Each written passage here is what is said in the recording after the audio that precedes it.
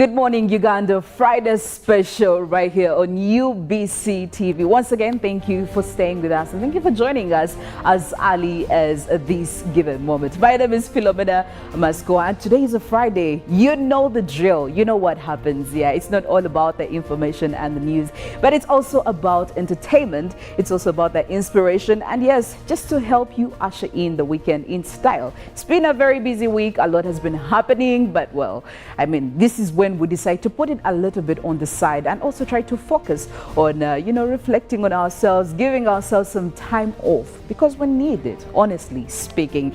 Today is Friday. Of course, I am joined by the beautiful Mollen, Kenyena. Good morning, Mollen.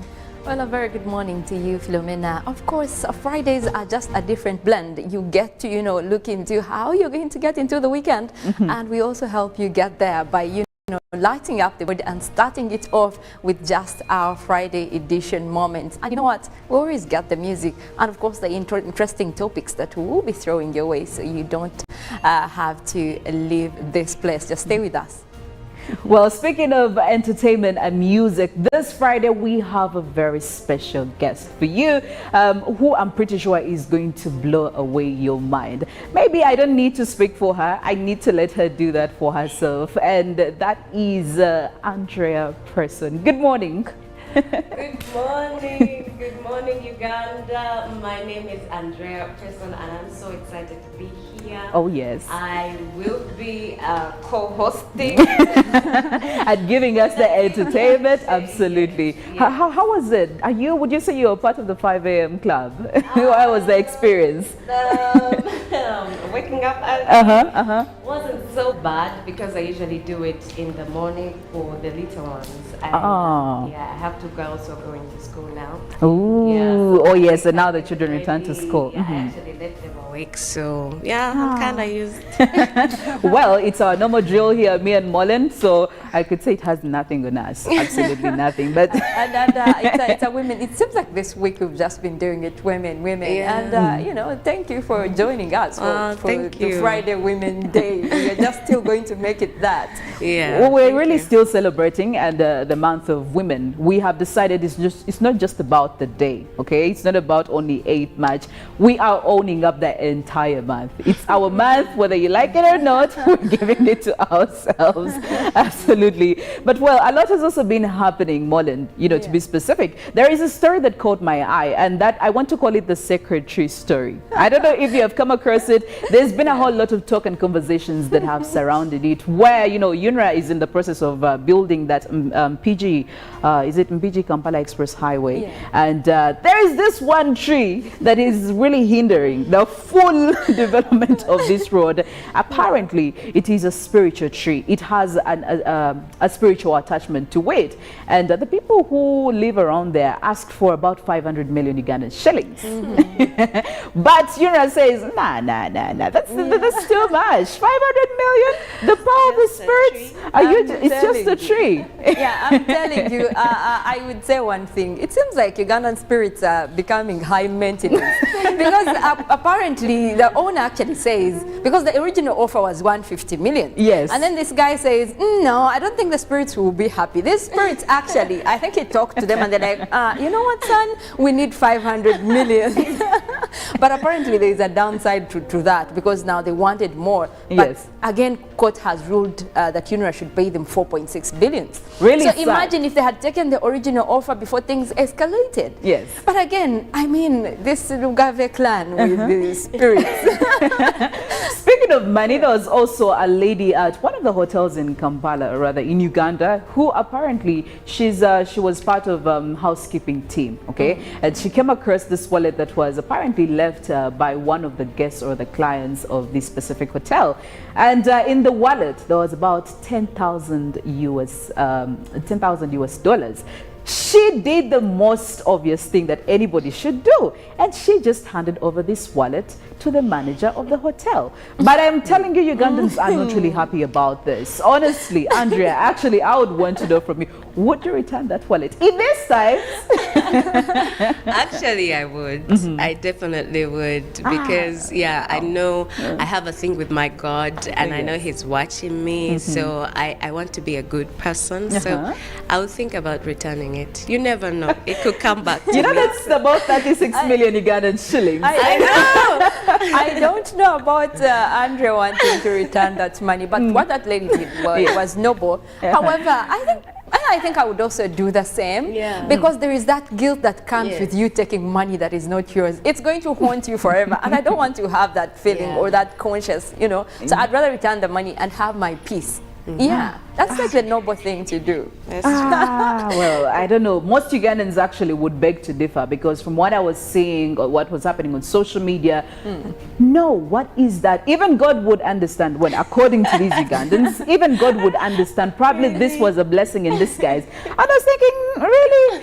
Okay, I love God. I don't think he would work in that way. But I mean, the lady did what she had to do. Remember the times you would pick money on the road? I think there is a time when you're young, it's okay to pick money. And, you know, the one you pick from the road is actually usually small. Like it's small. Plus, I mean, you don't even have anybody that you could return this money to. You don't have probably a manager or anyone. But this is, I mean, this is a hotel, so there is a hierarchy. You have bosses, you have people you report to. So I think she did the noble But thing. what if you assume that no one is seeing you, and assume that, you know, it's like picking it on the road. Just have that mind. I mean, if it's that huge, just assume and make peace with it and go on with your day. Mollen. I see you trying to get around it. Just return that money. And there is a lesson we need to pick from this. If you just come across something that doesn't belong to you, probably hand it over to, you know, the people who could ideally give it to the people who own whatever property you have picked. But also yesterday was World Kidney Day, and it just got me questioning, how well do you look after yourself when it comes to your health? Sometimes we just look at the outer beauty. Am I looking good? Am I looking nice? Is my skin glowing? Is my skin flaring and all that? But what do you do to make sure that your body inside, you look after it? Actually, I would want to find out from you ladies. Do you have like routines where you actually go for, you know, these body checkups to make sure that everything is functioning so well? And if you do, how often? Maybe just to start off with you, Andrea. Oh, right. How often do you go for, you know, a full body checkup? Full body checkup. She sounds guilty. I do. Rarely, to be honest, rarely. I have a full-time job. I have a family to take care of. So they're running me up and down. I take that to be enough exercise, you know, doing housework and stuff. And once in a while running around the neighborhood. And I'm pretty sure at the back of my mind something tells me I'm healthy. I rarely go for the checkups, to be honest. But I do some healthy stuff, Once in a while I go to the gym and, you know. And yes, by the way, we have also a gentleman right here with us who will also love to find out what he has to say about this. But maybe before we get into that, I would love to know from him some of his thoughts on this. But before that, good morning, sir. Good morning. Thank you for joining us this morning. Thank you very much for having me. Yes. Yes. Your name, please? Walter. Walter is my name. Walter. Yes. Walter, we're still celebrating the women this entire month. Yes. Have you gone an extra mile, you know, to just show some of the ladies in your lives, your sisters, your mother, I don't know, your wife or something, you know, how, okay. What have you done? What special thing have you done this entire month of March? This entire month, this entire month, okay. Well, I think, or even what you intend to do, because we're still, you know, you could use an excuse. Yes, that's true. I work actually for a women's organization. It's amazing. Yeah, Aroe. So we help women quite a bit. Okay. And for this particular month, I think I've just been encouraging women that they can break the bias. Wow. Yeah, they can break the bias of the fact that there are certain things that only men can do, and sometimes we think that that bias is only with the men, and yet it also begins with the woman herself. Yeah. So if the women can actually break that bias, that they can do these things. I've seen women who who are taxi conductors. Yes. I've seen women who ride Doing those, bodas, things yes, like that. Yes. yes. But then some people, there are stereotypes who say, oh well, these jobs are not for women and things like that. For us to attain that gender equality, Yes. the woman has to break that bias first with herself, and then when other people see it, Okay. they can buy into it. Well, break the bias indeed. We have a whole huge responsibility as women, but everybody to just break the bias. And again, it's also about the time when we take a look at some of the stories that made it to the news desk, of course, both locally and internationally. Me and Mollen will be taking you through that, starting off with the local scene. Well, and the local scene, we want to start it off with a story from Parliament, where Parliament has unanimously voted to remove Kenyena Municipality Member of Parliament Francis Zake from the position of a Parliamentary Commissioner. 155 MPs voted against 4 in favor of the motion raised by the Laibi Badege Division Member of Parliament Ojara Mapenduzi, who asserts that legislator Francis Zake's demeaned the reputation and integrity of Parliament after he used unparliamentary language against the Deputy Speaker of Parliament. This followed the majority report with amendments by the Committee on Rules, Privileges and Discipline, which was adopted with the consideration of MP Zake Francis to physically apologize to Parliament for his dubious actions. The bill now gets back to the Kamo chair-based National Unity Platform to fill up the space to replace MP Zake's position of the Commissioner of Parliament. Still in Parliament, Parliament has adopted a COSASE report on the operations of UCCAA. Parliament has adopted the COSASE report on the operations of the Uganda Civil Aviation Authority. As the Deputy Speaker Anita Among says, the report lacks very important information and therefore directed the Attorney General to do a comprehensive audit on Uganda Civil Aviation Authority. In the report that the Parliamentary Committee on Commissions, State Share Authorities and State Enterprises presented to the floor on Wednesday, 9th March 2022, the Minister of Finance, Matia Kasaija, is faulted for getting the country into a huge financial constraint after agreeing with a $200 million loan from Exim Bank for expansion and construction of Entebbe International Airport. The Attorney General assured the legislators that government has not in any way breached the contract for the construction and expansion of the airport, stating that even the first payment is not yet due. According to the legislators, Parliament should desist from approving such loans in a hurry. The report recommends that government entities occupying premises at the airport pay out all outstanding arrears. However, some MPs think it's not fair for entities like security agents for them to pay rent. Away from that, we look at Nssf eligibility. Now, as Nssf caters to the overwhelming numbers of eligible midterm access savers, we take aside time to examine what new opportunities came with the new Nssf law and also examine some of the statistics that the fund is currently running on. In a bid to increase social protection in Uganda, the new Nssf law now allows government officials, contractors and subcontractors, among other entities that formerly did not contribute to the fund. Under Section 13 of the new law also allows voluntary contributing companies or persons in the informal sector to make top-ups on savings. Nssf has 17 branches, 4 sub-branches and 23 outreach centers across the country. It's also slightly over 2.1 million savers, of whom only 9,000 are eligible for mid-term access. For the last 3 years, it maintained a 10% average in interest payments to its contributors. However, it is important to note that 1 month compliancy has been declining since the 81% peak in 2017-2018 to 50% in 2019-2020 due to various factors. Well, last but not least, on the local scene, we look into the investigations on Nakawa Naguru land. The Minister for Kampala, Hajat Minsa Kabanda, has told the ad hoc committee of Parliament that is investigating the Naguru Nakawa land facts that she is not aware of the ongoing developments on the land. While appearing before the ad hoc committee, the minister said that it is Ministry of Lands, Uganda Lands Commission and the Auditor General to explain the allocations on the land. The 9-member ad hoc committee of parliament that is investigating this land wrangles interfaced with the Minister of Kampala, Hajat Minsa Kamanda, where the members were tasked the minister to explain the ownership of the property in question. And according to Tororo woman representative Sarah Opendi, there is one Hakim Mulindra with different plots on the same property, tasking the minister to explain on the matter.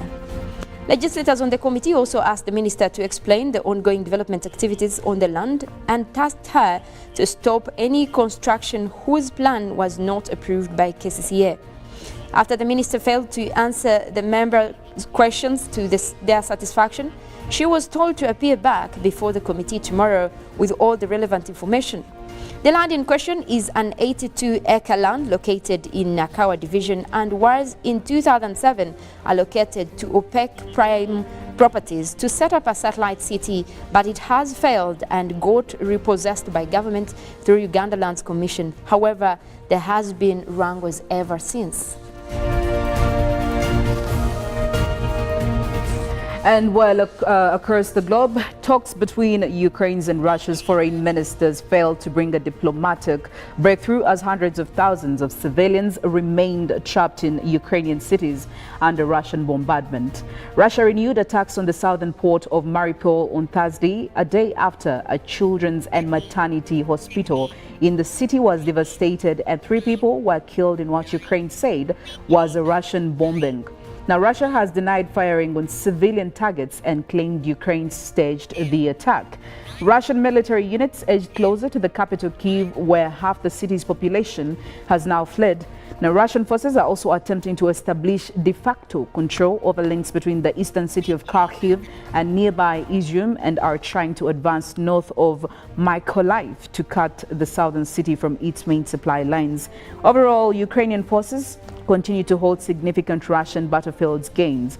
And of course, more updates still coming in. Ukraine tells UN nuclear watchdog, the IAEA, it has lost all contact with facilities at the Chernobyl nuclear power station, which is now held by Russian forces. And over 400,000 civilians have so far been evacuated in Ukraine, according to the Interior Minister, Denis Monastirski. Now, more than 12,000 people have been evacuated from Sumy, while no civilians have been able to leave besieged Mariupol. And high-level talks in Turkey between Russian Foreign Minister Sergei Lavrov and his Ukrainian counterpart Dmytro Kuleba have not produced a ceasefire agreement. And fighting intensifies around Kyiv as Ukrainian forces attempt to block a column of Russian tanks. Still on the international scene, European football champions Chelsea are among the assets of Roman Abramovich frozen by the British government after he was sanctioned for his close links with Russian President Vladimir Putin. Abramovich, who had been under scrutiny following Russia's invasion of Ukraine, had announced he was selling the Premier League club last week. Now, the process is now on hold, leaving the West London club ranked by Forbes as the 7th most valuable in world football at about $3.2 billion in a state of limbo, operating under a special government license through May 31st that allows it to keep playing. The license is a safety net to protect the sport, the Premier League, the wider football pyramid, down to the grassroots game, loyal fans and other clubs. It will deprive Mr. Abramovich of benefiting from his ownership of the club and mean he cannot circumvent UK sanctions, the government said in a statement. The billionaire was among 7 wealthy Russians who had their assets frozen under British sanctions on Thursday. Team activities from selling new tickets to signing players were instantly restricted. Chelsea was put up for sale last week as calls grew for the owner to be sanctioned for his close links to Putin's regime, with Abramovich saying the proceeds would go to a foundation started by him for the victims of the war. The sale process is also subject to government approval. Now, while the current license does not permit the sale of the club at this time, the government is open to a sale of the club and would consider an application for a new license to allow for a sale, according to what the government said. And proceeds from any sale could not go to the sanctioned individual while he is subject to sanctions. Right, in Kenya, 299 border riders arrested in crackdown over Forest Road sexual assault. Over 200 border riders were arrested in a night crackdown on Monday following the sexual assault of a female motorist on Nairobi's Forest Road at the weekend. Inspector General of the Police Hilary Mutyambai said the suspects were arrested as part of an operation in search of the real culprits who attacked the female motorist. We have 229 riders in custody, Mutyambai said. 913 motorcycles were also seized. The operation was launched following a viral video in which riders were seen attacking a female motorist on Wangari Maathai Road, formerly known as Forest Road. In a video circulated widely, the woman can be heard screaming with no help coming her way, even as the rowdy riders manhandled her. We do not condone such criminal acts, and those responsible will have to face justice once they are found, Mutyambai said. For the better part of Monday, the incident was trending on social media, where users asked police to take immediate action and lock the culprits behind bars. Interior Cabinet Secretary Fred Matiang'i condemned the incident and vowed action on perpetrators. Story from our neighbors right there. In our weather and climate news, Uganda Turks climate change summit. Now, the State Minister for Environment, Beatrice Anyuara team, has revealed that government will soon operationalize environmental courts to deal with environmental-related offenders. Now, the minister was briefing the media on the outcomes of the recently concluded 26th UN Conference of Parties COP26, that is Glasgow Climate Change Summit, which took place in Glasgow, UK. Government will operationalize the long-awaited environmental courts to deal with environment-related offenders. The State Minister for Environment, Beatrice Anyuara, also briefed the media in Kampala on the outcomes of this conference. Now, regarding Uganda's commitments towards meeting the goals of the summit, Anyuara said that Uganda has taken considerable steps in afforestation programs since climate change is already causing devastating losses of lives, land and people's livelihoods. Meanwhile, at the National Post-COP26 Forum held earlier at Serena Hotel in Kampala, the chairperson of a parliamentary committee also talked about that. The Climate Change Committee's Lawrence Songa called upon development partners to come to Uganda's rescue in meeting climate change funding goals. The Assistant Commissioner with the Climate Change Department, Bob Natif, also said that Uganda has embarked on a massive afforestation program from the current 18% to at least 21% by the year 2030. Elizabeth Mwerinde Kasenda of Equity Bank pledged support, especially in the area of awareness raising, and some civil society members also raised their queries on Uganda's commitment to the realization of such goals. Among the COP26 recommendations included reduction of carbon emissions by 45% in a decade, more involvement in the youth and women in environment, climate matters, developed countries to mobilize at is around $100 billion for developing countries to cope up with climate change programs, among others.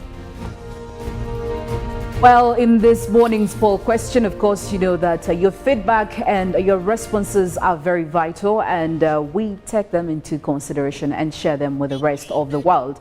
And this very specific moment, we want to find out from you, has the private sector made enough use of local celebrities to promote local products? Now, we've seen on the international scene that most of these celebrities in the entertainment and arts field have been used to promote, commodities and products that have been produced locally from these countries. Now, when it gets back here to Uganda, do you feel like the private sector has done what it has to do to, ensure that local production is promoted through the entertainment and arts industry? Of course, the hashtag is UBCGMU, and you can give us your feedback through our WhatsApp number, or you can even as well send us an SMS text. The number is 0709 602 592. 0706 960 592. Do give us your feedback. Of course, we'll be sharing it with the rest of the world. Now, Good Morning Uganda is still happening, and yes, we are streaming live on YouTube, so make sure you catch all the action. And yes, it's a Good Morning Uganda Friday special edition, where it's more about entertainment, where it's about relaxing, and we are entertaining some laxity today because, well, the weekend is around the corner, so why not? I mean, it can be very serious from day one. Right about now, we'll be getting into the very first performance that is going to be coming in from Andrea and Walter. I know it's going to be great. It's going to be wonderful. We're doing a song called Shepherd. Yes, you know what that comes with that, right? Well, we're going to be getting that performance from her, and of course when we get back we'll be getting into quite a discussion, of course still in relation to the women's celebrations that are still happening during the course of this month, March. Good morning, Uganda. Live from UBC Studios in Kampala.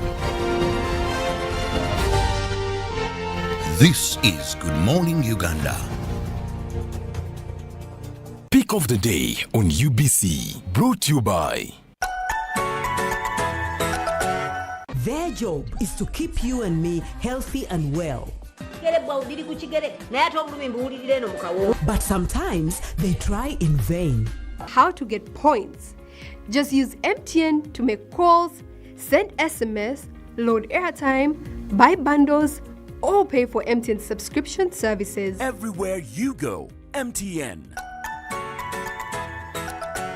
Raising voices. As a teacher, I have the opportunity to shape how children grow and learn.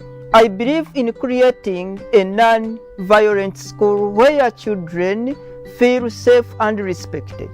I promise to lead by example and create a different kind of relationship with my learners, one that helps them grow. In this time of COVID, what is your promise to the children of Uganda? Because a violence-free childhood is everyone's right. Raising voices. It's Freaky Friday from Airtel. Buy or gift. Buy or give. Get freaky too! Dial *149*10# to load a Freaky Friday bundle for you to enjoy the best offers on voice and data. To buy a bundle for friends and family, dial *149*10*5#. Freaky Friday with Airtel. Buy or gift a bundle today. Dial *149*10# to get started. Airtel, the smartphone network.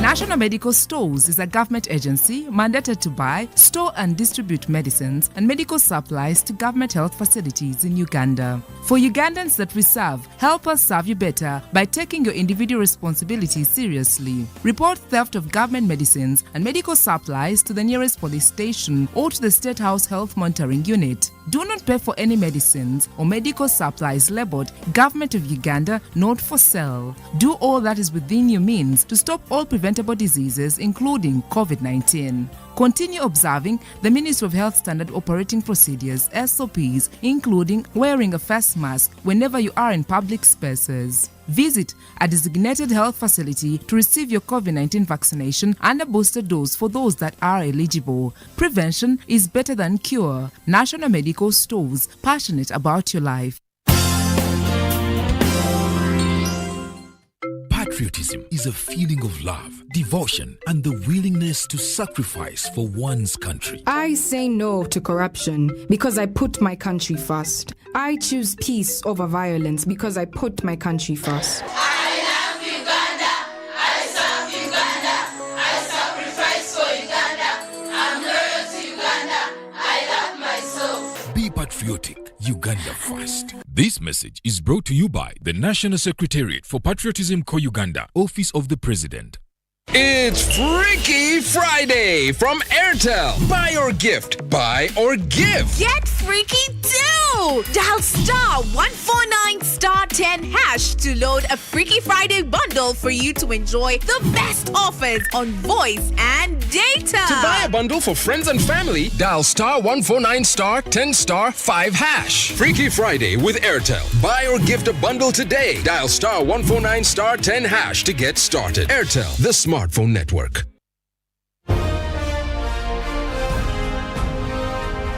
Live from UBC Studios in Kampala. This is Good Morning Uganda.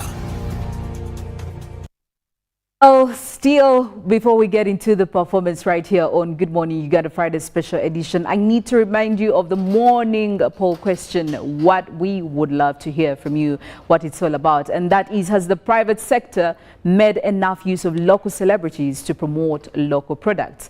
Has the private sector made enough use of local celebrities to promote local products? Well, I do have a celebrity right next to me, and I don't know. Have you been able to represent some of these local companies to promote some of the products that have been, produced locally here? Oh boy. Okay. Not that I remember. Okay, I remember doing some ads, but that's a long time ago. I was about 15. I don't even know. I think it was some interior company or something, but right now, not lately. Well, clearly that says a lot. I don't know whether it's a gap that we still need to fill, but we are yet to find out from you. Do share your thoughts. And right about now, we're getting the first performance from Andrea Preston, and that is a shepherd. Now, I don't know how you interpret that, but at least on a personal note, I know that the Lord is my shepherd, and that is very important for me in my daily life. Well, the floor is yours, Andrea. All right, let's go. Ooh, yeah, yeah.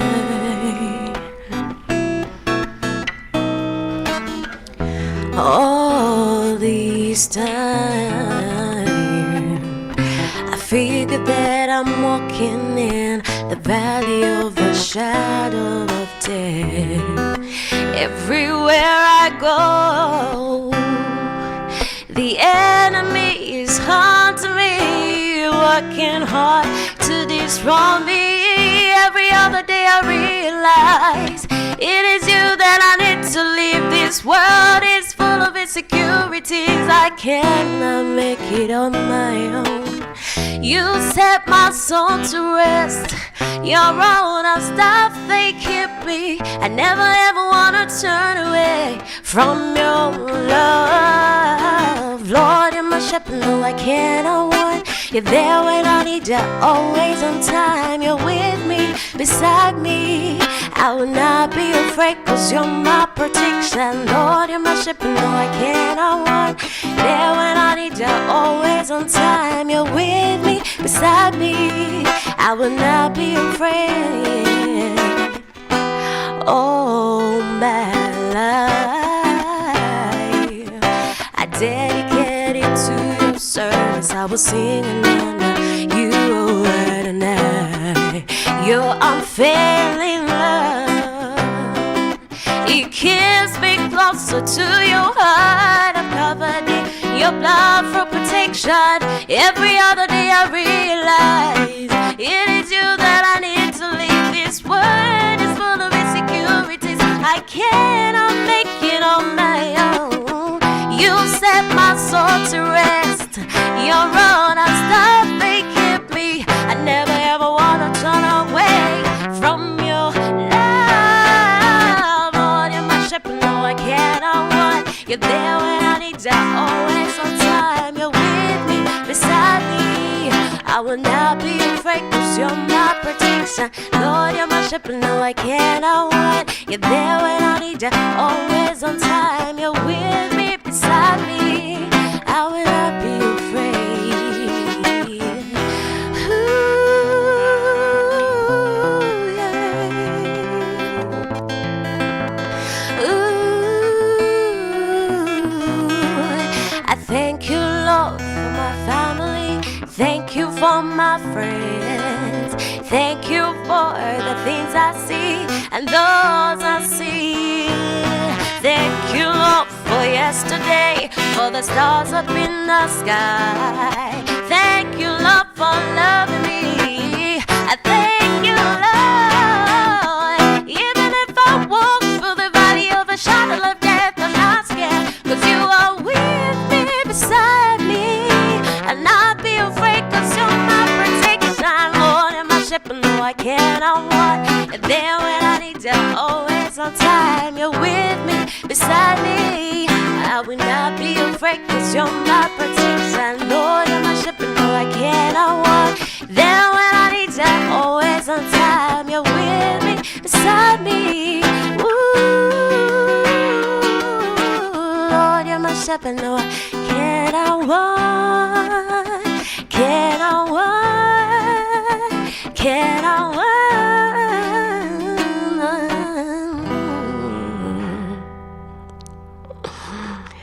All right. Oh, well, there you go, Shepherd, coming in from Andrea Preston right here. And Mr. Walter over there on the guitar doing what he does. Very, very beautiful. Did you write this song yourself? Yes, I did. Because I understand you're a songwriter as well. I am. Yes, I did. This is really, really amazing. What's the inspiration behind this song? When I was growing up, I realized I had so many insecurities. Oh, yes. I was a bit bullied in school, shy girl, and all this stuff. So my only anchor was the Word of God. I used to read Psalms. Yes. I used to, so when I came across 23 Psalms, I was like, because I love to sing. Yeah. I was like, why don't I sing a song for God? He's my best friend. He's like my closest, buddy. So I just decided to go through that whole thing and write something to encourage myself, Yeah, I get my encouragement through the Word of God. I think it's really, really unfortunate to have people who have gone through that bullying experience. It's just never a good thing. And I really don't know if it even still happens in schools, but the stories I've had are actually very, very terrifying. Yeah. But I think you just made the right decision. Yeah. Because at the end of the day, when you have that anchor, the spiritual anchor to the Lord, you're good to go. For a reason, you forget all about it. Yeah. Yes. So how would you, it's gospel music, but Yes. how often do you get into your moment when you decide to write some of this music? Do you do it every day, or do you get the inspiration? Do you pick the inspiration from anywhere, from anybody? How do you get this inspiration? Do you have like a specific regimen that you just decide to follow to get into the whole mood of writing a song? Okay, it comes on different days. Sometimes it depends on my mood sometimes. And sometimes it depends on, someone will call you up in the studio and they're like, oh, we did this track and, we think you would be the right voice for it or Yes. something like that. So they will give me a track and then I will go and pray about it and then God will give me a message. So I look out scriptures and then, see, let's say if I'm talking about love. Yes. Yeah, so look up scriptures about love and then start to write like that. And sometimes it's basically what I'm going through. I'm joyous, I'll write a celebrating song, and I'm down, I might write. Music is like, something the feelings, what you're going through, the situation you're going through, even the feelings that you're having in the moment inspire quite a whole lot of music for you. I also think sometimes, because we're spirit people, Yes. the spirit will kind of like lead you into, a message which is timely, Yes. For example, right now what's going on around is revival. So you'll find most of the writers focusing on revival, God having to come back to the church, restoration and redemption, and all these kinds of things. So sometimes it's a move of a spirit, but sometimes it's also, personal experiences and, and also people having to inspire us to do certain things. Well, we still have Andrea Preston here and Walter as well on the guitar doing what they know how to do best, and that is of course giving you amazing, wonderful, nourishing spiritual and gospel music. Well, of course we're going for a break. When we get back, we'll be touching a topic that is quite very sensitive, but also very important for us to put out there. That is mothers and women at these workplaces, how they're treated, are they given enough platforms, and all that. We'll be, of course, getting into the discussion. Me, Mollen, and Andrea here will also be joining us. So you want to back up for that conversation because feelings are going to be put on the table. We go for our break, but when we get back, Good Morning Uganda Friday Special Edition returns there. Live from UBC Studios in Kampala. This is Good Morning Uganda. It's Freaky Friday from Airtel. Buy or gift. Buy or give. Get freaky too! Dial star 149 star 10 hash to load a Freaky Friday bundle for you to enjoy the best offers on voice and data. To buy a bundle for friends and family, dial star 149 star 10 star 5 hash. Freaky Friday with Airtel. Buy or gift a bundle today. Dial star 149 star 10 hash to get started. Airtel, the smartphone network. Raising voices. As a teacher, I have the opportunity to shape how children grow and learn. I believe in creating a non-violent school where children feel safe and respected. I promise to lead by example and create a different kind of relationship with my learners, one that helps them grow. In this time of COVID, what is your promise to the children of Uganda? Because a violence-free childhood is everyone's right. Raising voices.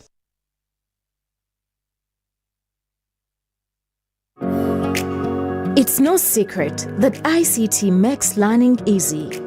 The strides made in our field couldn't be possible without it.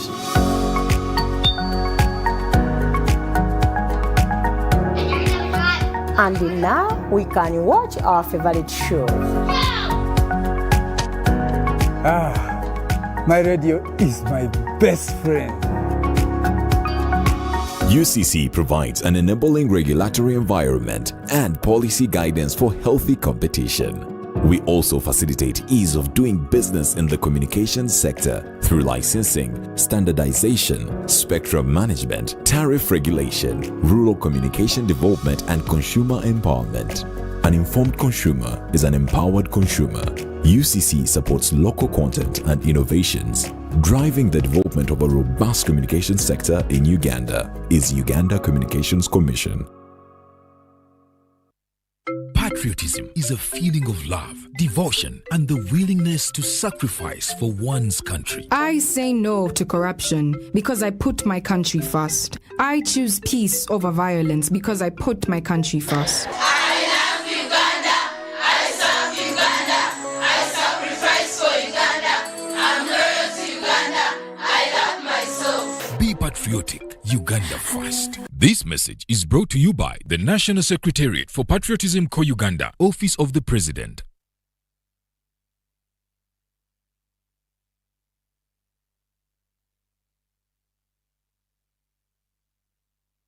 It's Freaky Friday from Airtel. Buy or gift. Buy or give. Get freaky too! Dial star 149 star 10 hash to load a Freaky Friday bundle for you to enjoy the best offers on voice and data. To buy a bundle for friends and family, dial star 149 star 10 star 5 hash. Freaky Friday with Airtel. Buy or gift a bundle today. Dial star 149 star 10 hash to get started. Airtel, the smartphone network.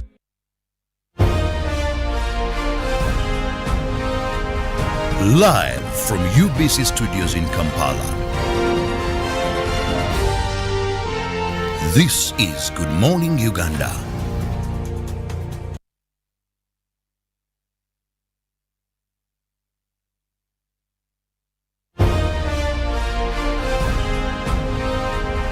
Live from UBC Studios in Kampala. This is Good Morning Uganda.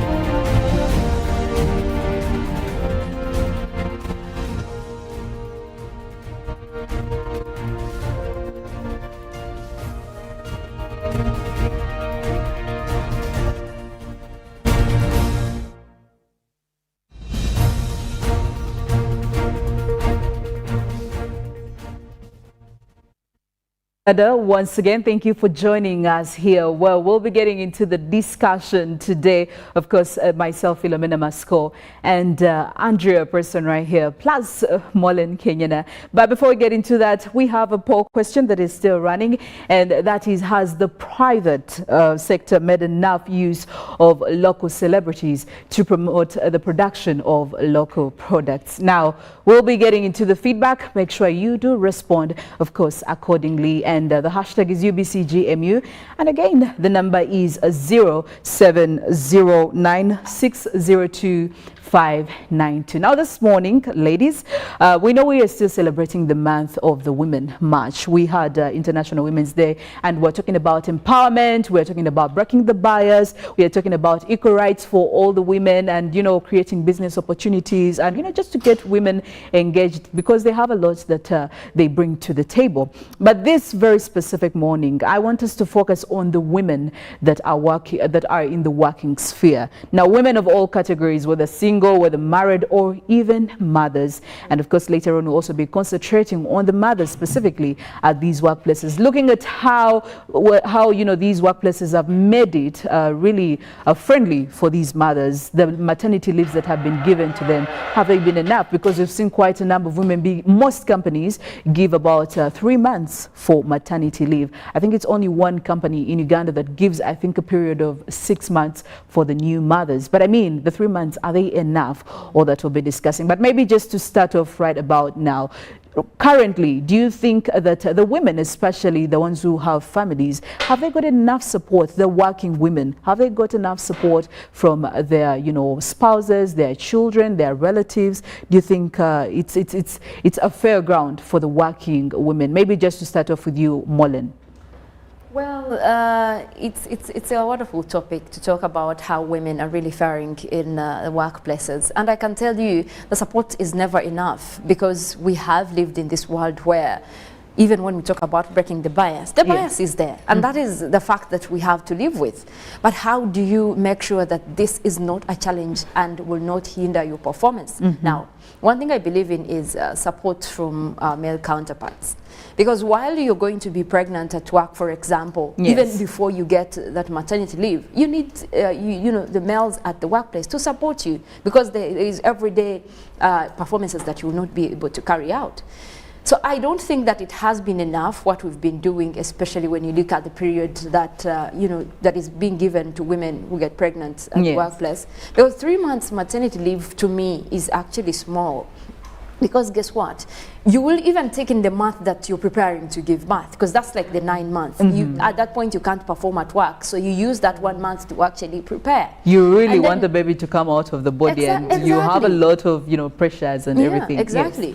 So just then 2 months later, that's the only time that you have to be with the baby. But you consider the first month. Now, if you have a baby, you would know that first month is really like you healing. Because you still have, you know, the nurturing of the child, but also you're personally healing. Then the next month is actually you trying to juggle around on how to raise this baby, or how you're going to even move back to your workplace. So it's not enough. So the second month, you're actually getting in shape yourself, or being even in a good headspace to actually head back to work. You still have all those sleepless nights, but imagine after that, then you have to get back to work. Especially so if you're a new mother, you're trying to battle it out. You don't know how to handle this child. You don't know how to handle the baby. Exactly. So with that, you just have to make sure that you have an extended time to make sure that you've gotten away from, you know, that healing and having to juggle through around, so that you're able to perform at work. Because at the end of the day, should you go when you're not ready, when you're still having that, you know, baby situation, you're not going to perform as well as the males. Well, Andrea, looking at the family setup in Uganda, I will center our focus right in Uganda. We know that most of these families, it's the men who actually work, and we've seen women, you know, transition to being, you know, they decide to give their time to being mothers. So we have, though, some women who actually work, and they have a family. They're trying to juggle it all. Do you think they have had enough support from, you know, their spouses, their husbands, or even their boyfriends? Do you think the support is coming through?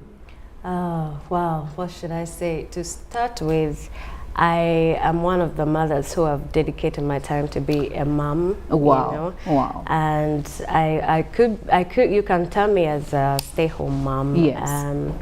But I do some work at home and everything. But my experience is at home. My husband has been really supportive, to be honest. Okay. And this is my call to all the gentlemen out there. I mean, I don't know why there's a bit of insecurity between men and women. You're already the man, you know, you don't have to fight for being the man. Yes. You don't have to suffocate. You're the man by default, so you have nothing to worry you don't about. have to suffocate her talents, her potential, to make sure that you still stand out as a man. You're already the man. Just keep that, be secure with your position. God has already given it to you. You're the head of the family. Everybody knows that, okay?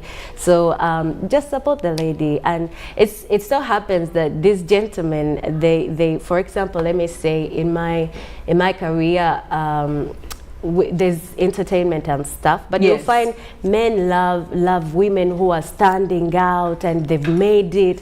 So you'll find them having conversations at home, and he's asking his wife, why are you not like Beyonce? And you know, I mean, I had a talent before, but you are not supportive. You know, but you want me to be standing out so you can be proud of me and everything. If only you would support me in the first place. You know, maybe I would be the Beyonce you're so proud of. So. And I mean, we've seen quite a number of men come through to support their women. I'd rather to stop them from work. And they tell them, I don't feel like this is something, it's not your forte. Maybe you should just focus on staying home. And you find the women like this have talent that they are really seated on, but because, well, the husband is not in support of it, they just decide, okay, you know what, I'm just going to sacrifice this and me look at the family. But don't you think at one point, this wife is going to be resentful?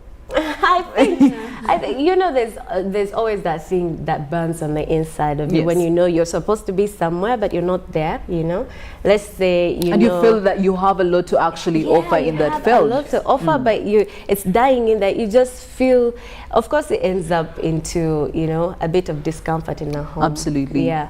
So just gentlemen, we just pray that you will, you know, allow us to be who we are. The ladies have talents. I mean, there's smart women I have come across, and oh my goodness, when they sit and they give their views, you know, you just know that they can transform the world. So if only we could give them a chance, they'll make you feel proud as well as a husband. I mean, I'm the husband of the smartest woman in the whole world.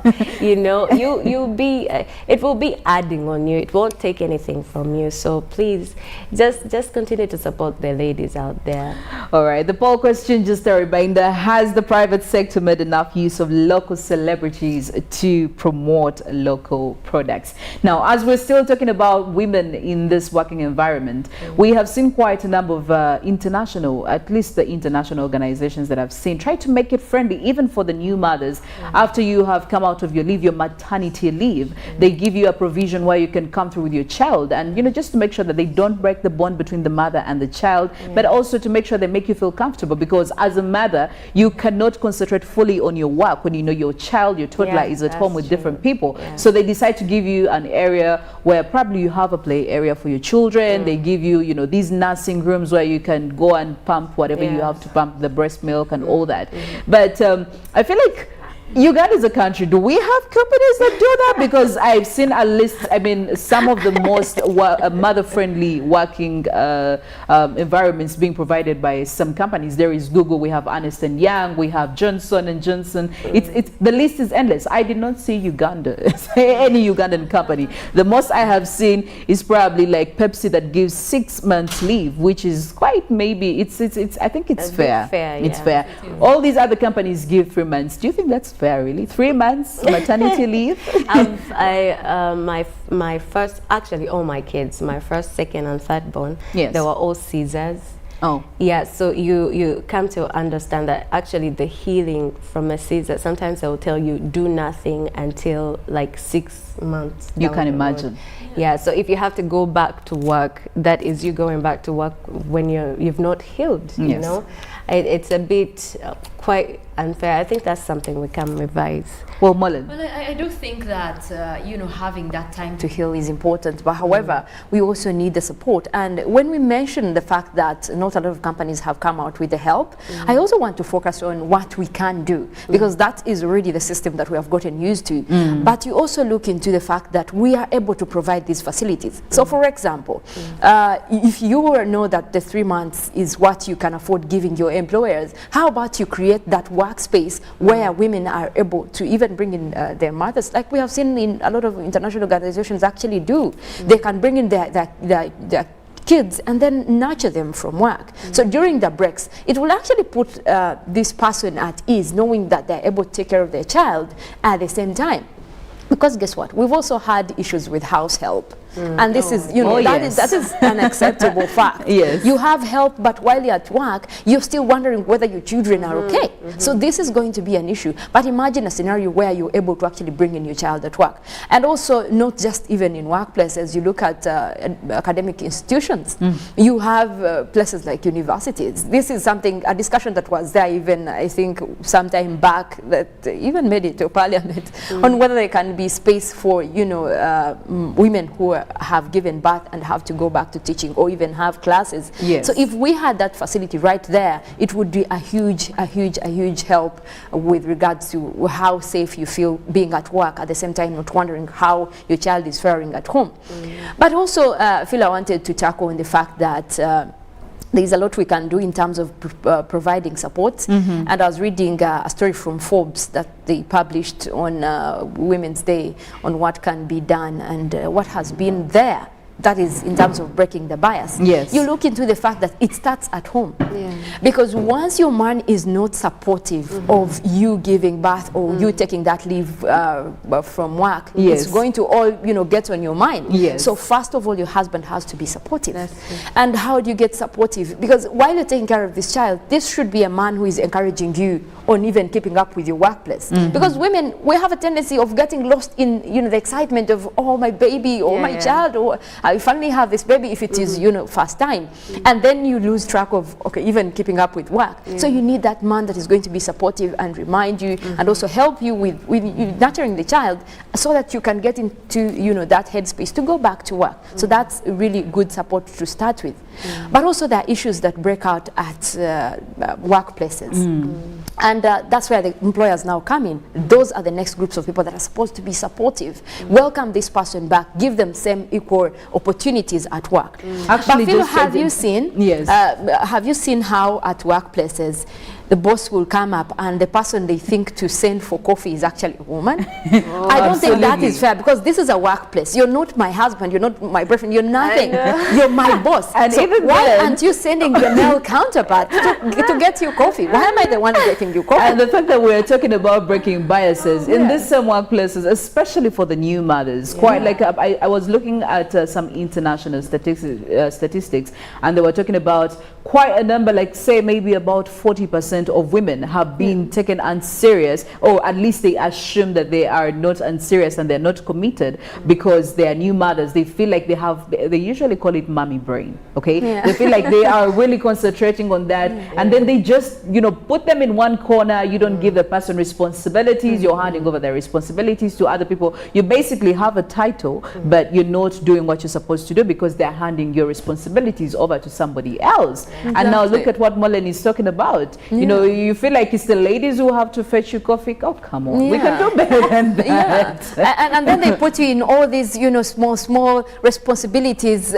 because you're a woman. But and yet when it comes to getting to the round table, they will think it's the male that can do it. So I say just give them the front seat. Even when she's, you know, through all that and back to work. And even before the maternity leave, you're at workplaces. But these things happen. Give the women also an equal opportunity to sit on the front row, so that, you know, the discussions and their ideas are heard. And just to add to that, Mollen, if you give the women these positions, let them do what these positions entitle them to do. Because there is putting a woman in a top managerial position, and they're not actually, they don't have the power. They're in the position, but they don't have the power to make decisions that are ideally supposed to be made by people in that seat, in that position. So you could, there is having a woman in power in a position, but then there's in a top managerial position, but then there is also having a woman in a top managerial position with power. These are two different things, That is which I really micromanaged. think that the former is the most prominent one. You have a woman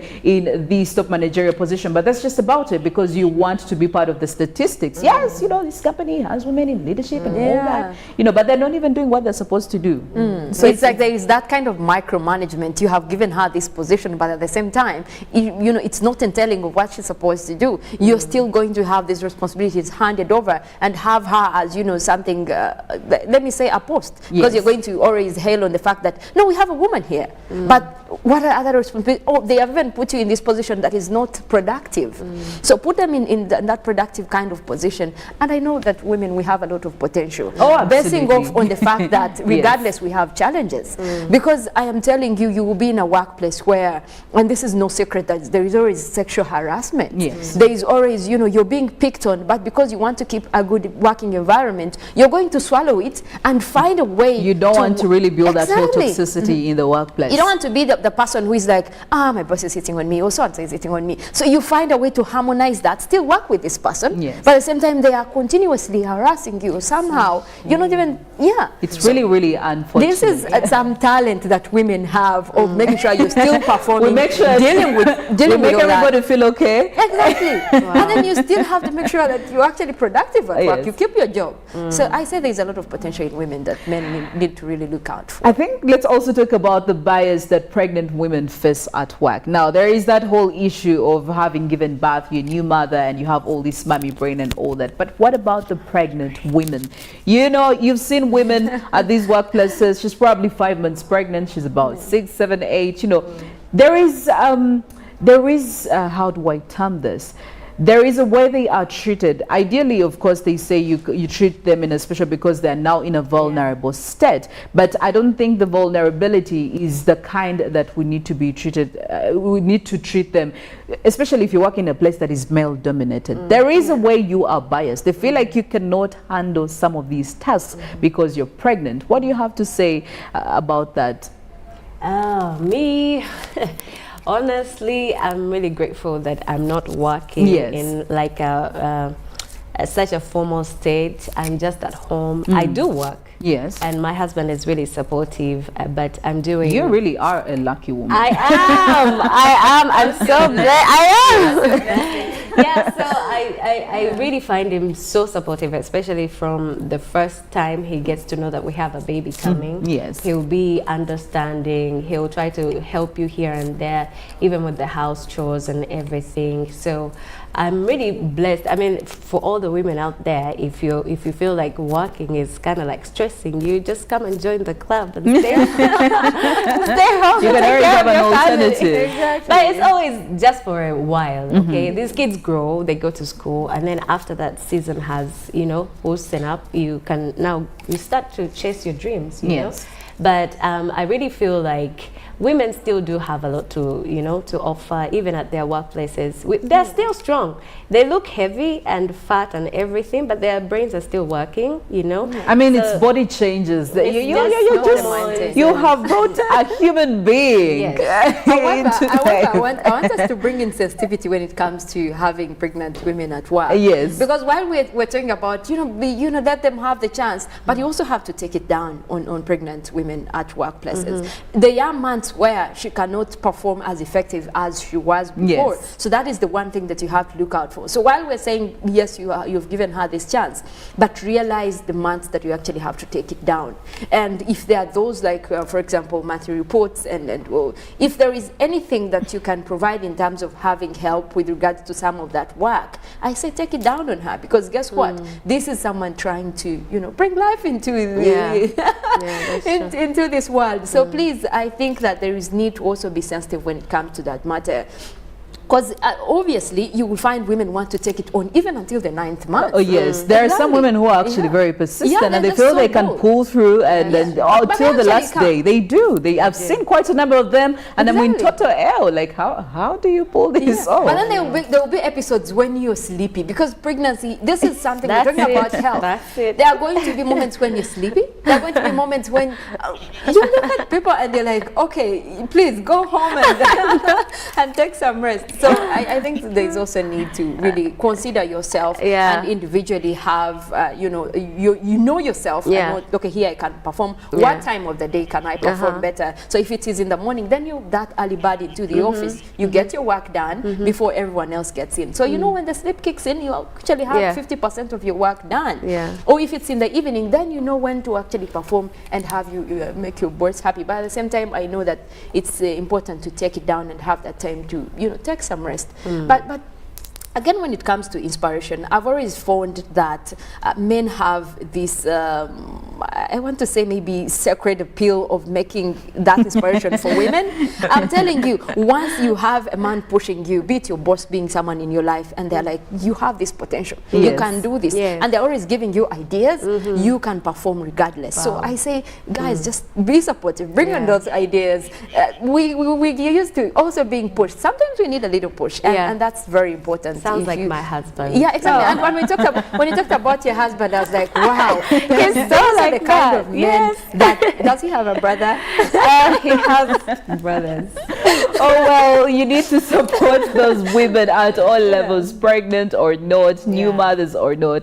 But also getting back to the morning poll question, where we do want to have your thoughts shared with us, especially in regards to if the private sector has done enough in using these local, our local entertainers to make sure that they promote local products. And yes, coming in from some feedback is actually already coming in, and from you, David, you're saying, well, the private sector has actually helped the local celebrities to promote their talents and also even promote some of these products. Well, indeed, it is true. We've seen quite some, artists and entertainers come through to represent some of these locally manufactured goods. But actually, just to bounce it off to you, the ladies, do you think it's enough? Yes, we have quite some singers who have come through, and I think wouldn't that be the ideal way to use the local people, the nationals, to promote some of these really locally manufactured goods? Because I mean, we have the boo-boo happening,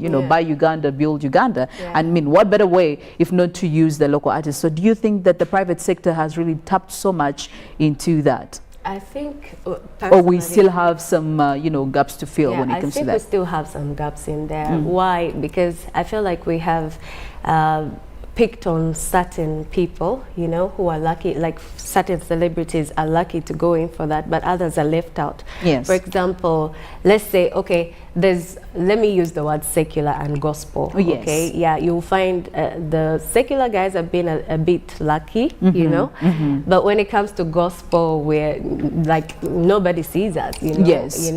Okay, I've seen a few. I've seen Baby Gloria. Yes. But I think that's just about it when it comes to the gospel. You have like limited opportunities, especially. Yeah, we're not seen anywhere. It's just the secular guys who are thriving. So maybe if you guys can, spread a bit into the gospel scene as well. We have so much talent. Yes. It's just not exposed, maybe because of finances and, True. And some of them cannot afford expensive videos and all that. Yes. We don't really have like organizations that can support them and all that, but there's so much talent in the gospel. Yes. Yeah, that would actually do, I think, a better job. Not really. I mean, these guys are doing a great job as well. So, but I mean, imagine there's so much more than just one or two people.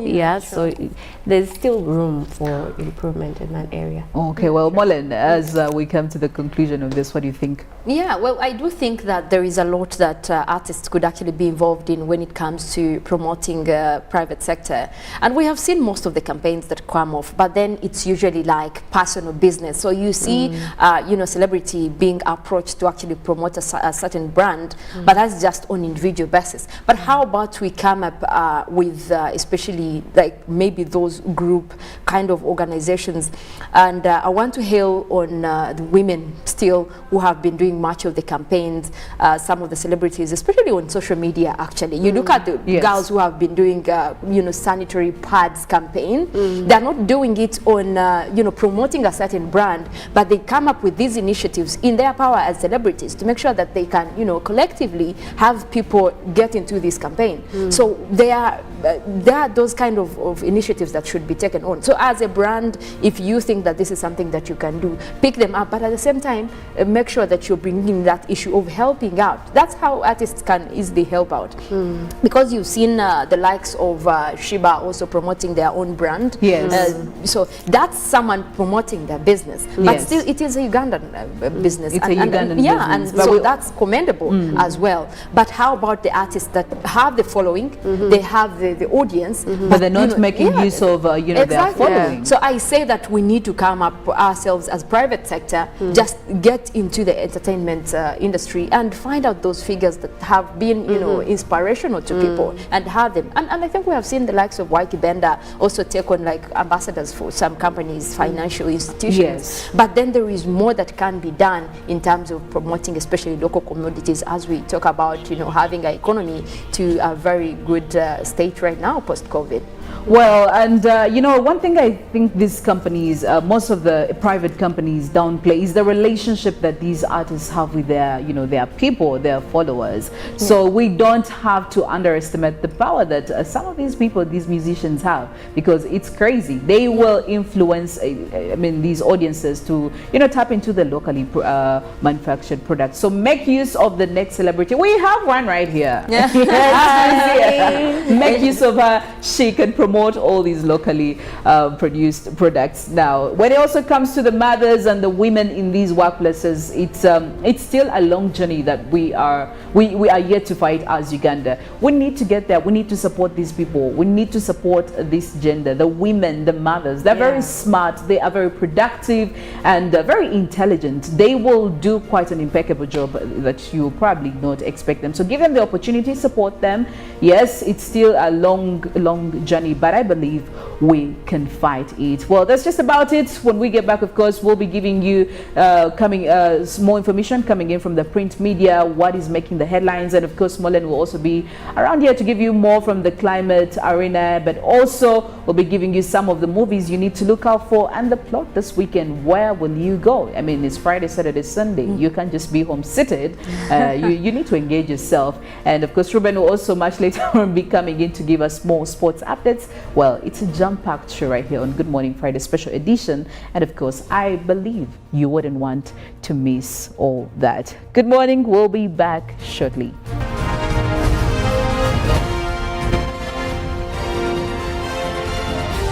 This is Good Morning Uganda. It's super cool to be a mass superhero, to get the spread of the virus to 0. Did you know that just wearing a mask is not enough?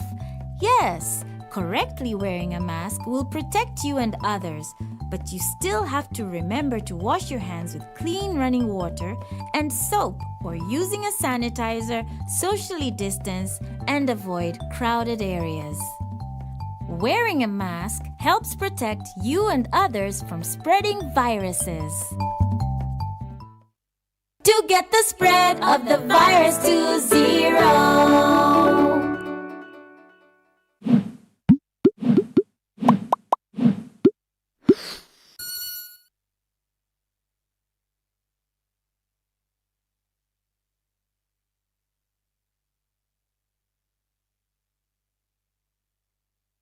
It's Freaky Friday from Airtel. Buy or gift. Buy or give. Get freaky too! Dial star 149 star 10 hash to load a Freaky Friday bundle for you to enjoy the best offers on voice and data. To buy a bundle for friends and family, dial star 149 star 10 star 5 hash. Freaky Friday with Airtel. Buy or gift a bundle today. Dial star 149 star 10 hash to get started. Airtel, the smartphone network.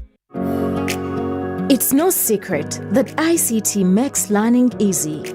The strides made in our field could not be possible without it.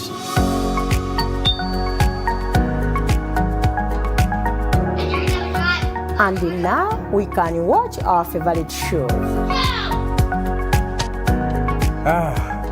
My radio is my best friend. UCC provides an enabling regulatory environment and policy guidance for healthy competition. We also facilitate ease of doing business in the communications sector through licensing, standardization, spectrum management, tariff regulation, rural communication development, and consumer empowerment. An informed consumer is an empowered consumer. UCC supports local content and innovations. Driving the development of a robust communication sector in Uganda is Uganda Communications Commission.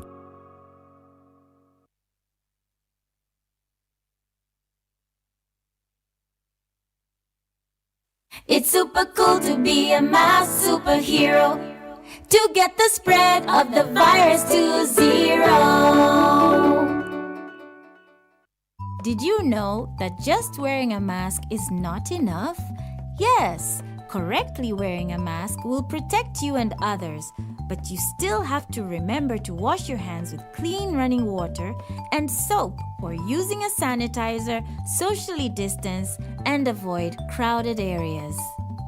Wearing a mask helps protect you and others from spreading viruses.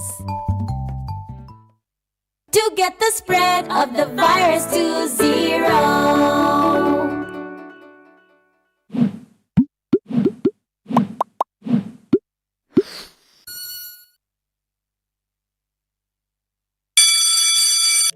Are your children ready to learn? Schools are open.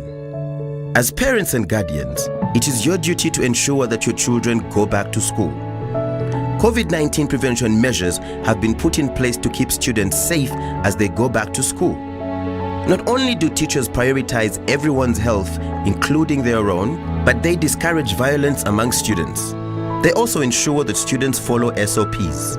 Any concerns are reported to a school administrator or senior woman or man teacher for correction and further guidance. Dear parents and guardians, you too must play your role. Ensure your children always maintain a 2-meter distance from others, avoid crowded places, regularly wash their hands with soap and water, and wear a washed and clean face mask that covers their mouths and noses. Please keep your children at home if they're feeling sick, and take note. In our effort to keep students safe, there are no visitation days or any other school visits allowed. Let's share knowledge, not COVID-19. This message is supported by the Ministry of Health, Ministry of Education and Sports, and UNICEF. Stay safe.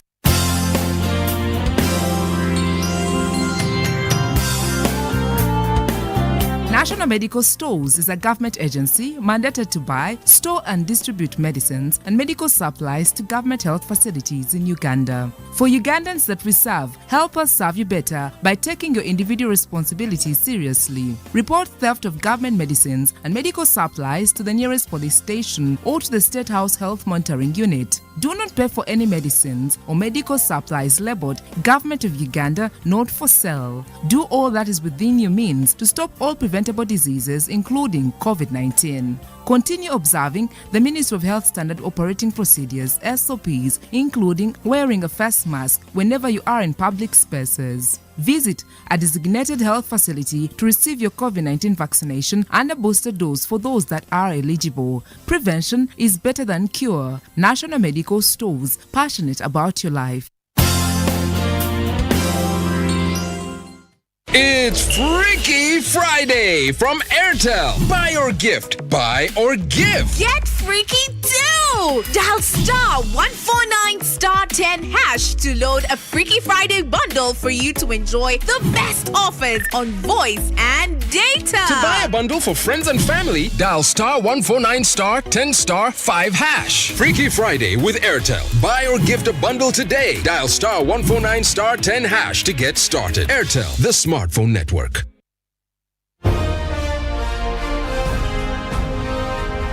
Live from UBC Studios in Kampala.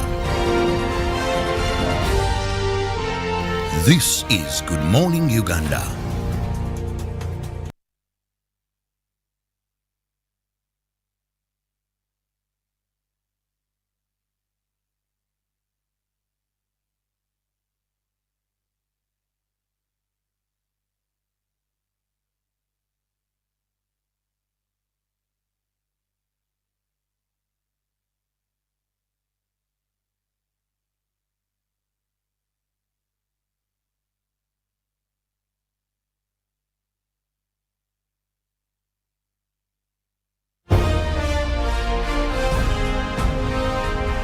Live from UBC Studios in Kampala. This is Good Morning Uganda.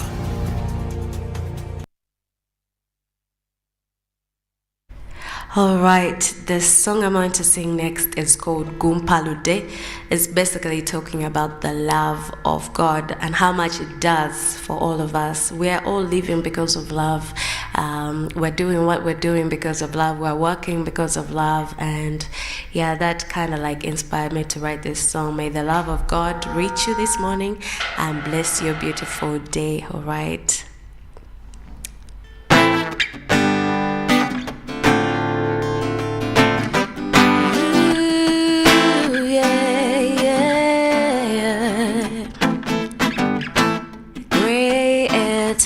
Are your ways, oh Lord?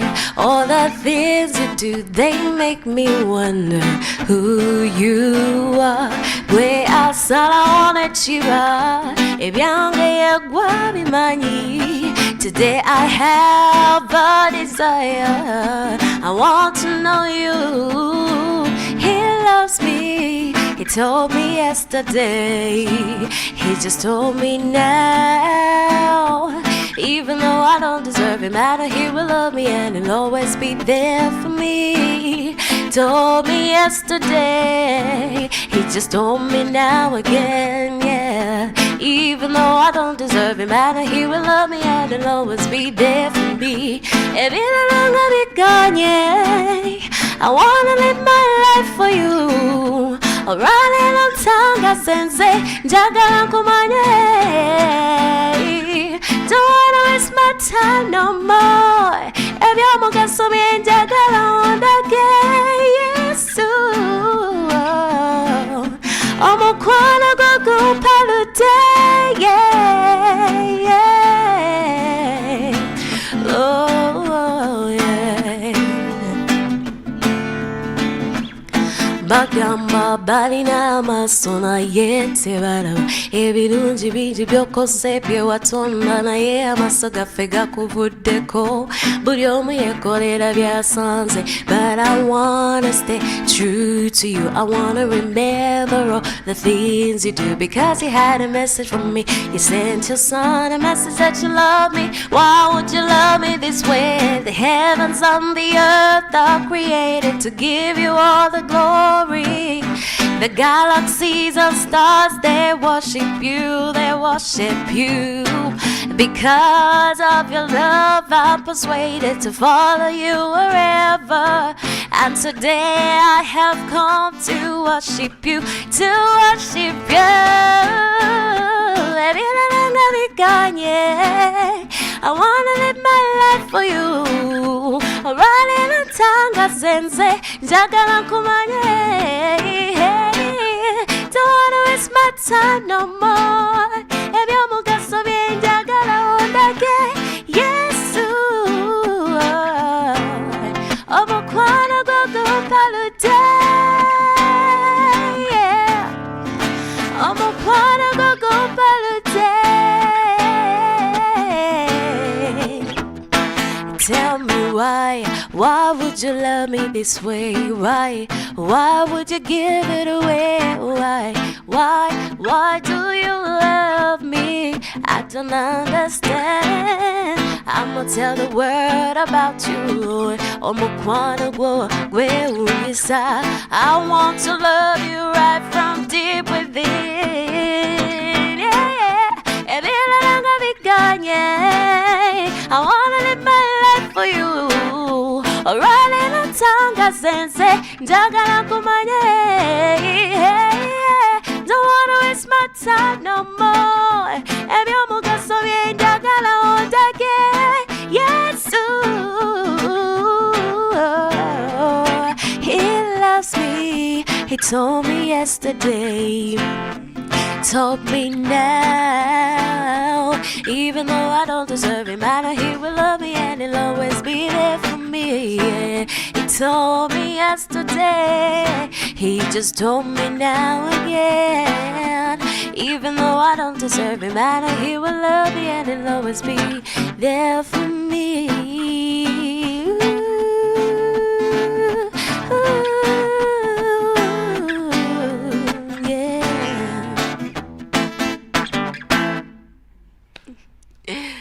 Yeah.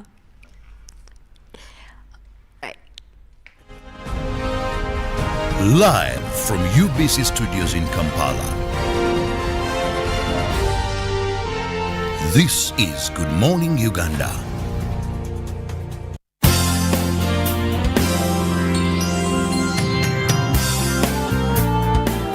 National Medical Stores is a government agency mandated to buy, store and distribute medicines and medical supplies to government health facilities in Uganda. For Ugandans that we serve, help us serve you better by taking your individual responsibilities seriously. Report theft of government medicines and medical supplies to the nearest police station or to the State House Health Monitoring Unit. Do not pay for any medicines or medical supplies labeled Government of Uganda, not for sale. Do all that is within your means to stop all preventable diseases, including COVID-19. Continue observing the Ministry of Health Standard Operating Procedures, SOPs, including wearing a face mask whenever you are in public spaces. Visit a designated health facility to receive your COVID-19 vaccination and a booster dose for those that are eligible. Prevention is better than cure. National Medical Stores, passionate about your life.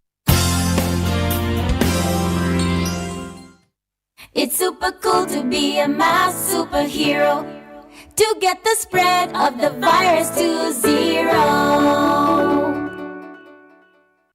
Did you know that just wearing a mask is not enough? Yes, correctly wearing a mask will protect you and others, but you still have to remember to wash your hands with clean running water and soap or using a sanitizer, socially distance, and avoid crowded areas. Wearing a mask helps protect you and others from spreading viruses. To get the spread of the virus to zero.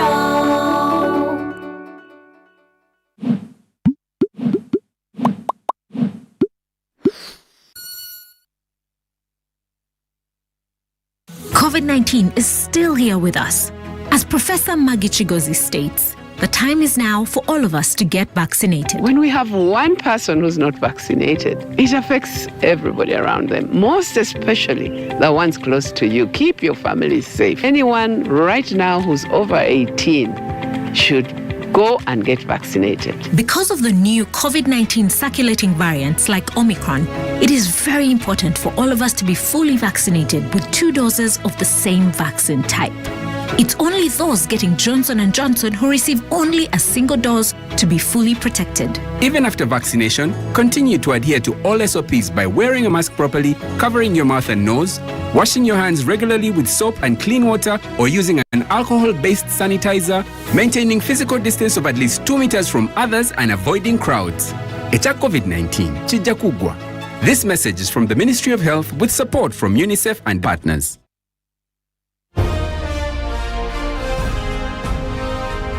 Live from UBC Studios in Kampala. This is Good Morning Uganda.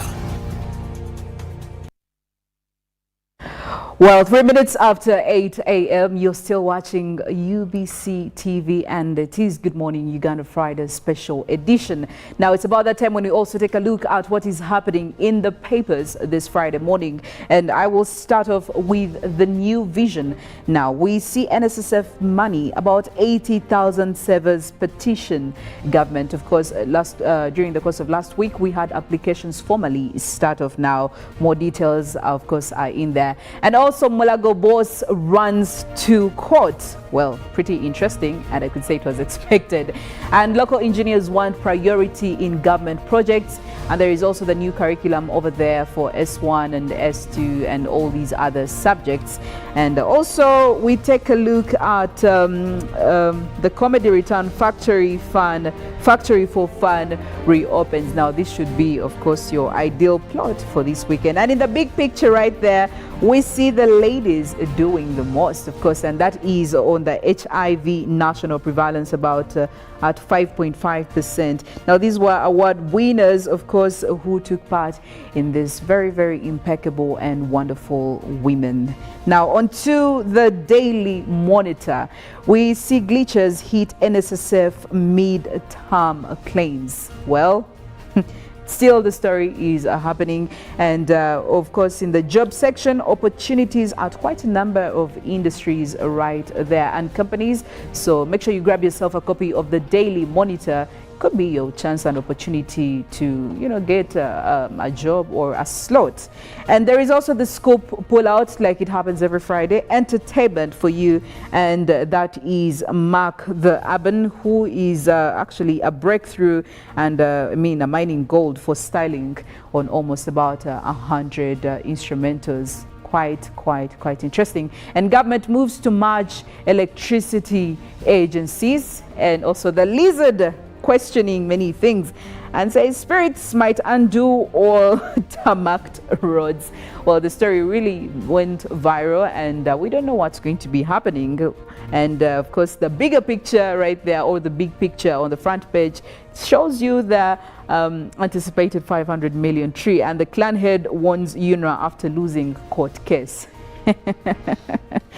Well, the secretary. And on to the Daily Nation. Well, 300 Azimio delegates to crown Raila. Now, what next for Oka? And of course, there is a split in Kanu over dalliance with Raila as Kalonzo quiet. Now, also thousands of students pursuing bogus engineering degrees. Wow, what that means, clearly you have to grab yourself a paper. Are they getting these degrees but not putting them to use? I do not understand. And then we see pictures on the campaign trail, of course, Azimio team, looking their campaign to Nyonyintono Mountain, Kenya East. And of course, more details on that story. And then they take a look at the celebrity couple breakups. Wow. So grab yourself the Daily Nation to get all these stories, and they're pretty interesting. But actually, before we get into all that, I would just love to hear from Walter right over here. We see celebrity couple breakups. Huh? This is quite interesting. Yeah, How hard has it been? What is the hardest, or I could say, how many hard heartbreaks have you had, or breakups that really took you down? Oh, well, I don't even know how many to say, but... Sounds like there are many. Are they many? I don't want to mention. You don't want us to cross to that lane? Yes, yeah. But I don't know why the breakups happen, but there are some theories. Yes. Some theories behind. Some people say that the celebrities maybe spend more time doing what they do best, and then they ignore. And they ignore what they're supposed to be doing? Yeah, they ignore the relationship. The relationships? Yeah. But relationships are too dramatic. Relationships actually work. It's work. It's not just now I've got my person and that's it. Yeah. It's actually work. You have to work on it. It's not the walk in a park. No, it's not. There's sacrifices to be made. I need to get advice from you. Seeing that you're married, you have children, you have a very supportive husband, yes, you are a celebrity. My, oh my, how are you doing this? It's the grace of God. Yeah. There's nothing we can do away from the blueprint. He's the one who made us. He knows how everything is supposed to move. Yes. If you walk away from him, it's definitely going to happen. You can't do marriage without God. Absolutely. It's not It's possible. a very hard institution there, but it's doable and manageable and lovely. But I would also want to hear from Mollen. Mollen. What's your take on this? Well, I say it's a long journey to marriage, and I think I've just walked a small, quite a reasonable distance towards that. But there is a lot that happens along the way. Of course, the heartbreaks, the tears, the joys, but maybe some people get it, easy. I'm assuming Andrea here got it very much easy, and it's the grace of God. So I say, Philo, we should get on our knees and keep praying. Yes, because this journey needs to get there. I am going to get on my knees and do the needful. Yeah, but in the meantime, to avoid all these heartbreaks, at least I'll try to make sure I enjoy enjoy life. I mean, because we don't know what's going to be happening. Now, speaking of enjoying life, of course, it's the weekend. A lot is yet to happen. Of course, very many events will be happening, but also there are very many other ways you can choose to spend your weekend. Go to the movies, get yourself a good book, grab a glass of wine, you know, some coffee, some tea, and of course, all that is where Mollen comes in to give you what to look out for, what's happening, what's showing in the cinemas, Mollen. All right, we get to it, and let me tell you, the first movie that I'm spotting for you it comes from one of my favorite directors in Hollywood, and that is Tyler Perry. Guess what? Something that is fan favorite is a Medea movie, and I do remember Medea from some of my favorite movies from her, where Medea goes to jail, where she put up a huge fuss, and then all of a sudden actually she ended up in jail. Then somehow Medea is now a witness to a certain crime, and she goes into Medea witness protection. Now Medea is back, and this time she's not playing at a family union where she's celebrating her grandson's graduation. She's not putting up with any nonsense. It's either the Medea way or the right way. So justice comes in, but always Medea has her own justice, and that is a film known as Medea's Homecoming, and that is already streaming on Netflix. But you know, if you have your movie plug, the pirates already have this movie. I'm not saying I'm spotting any, but you know your movie plug. So it is streaming on Netflix, but this is one to look out for. We will take a look into the trailer and see what to expect from Medea's Homecoming.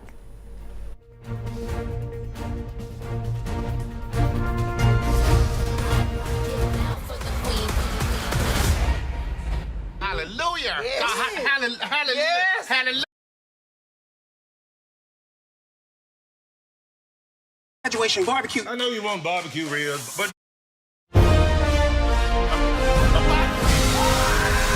live from UBC Studios in Kampala.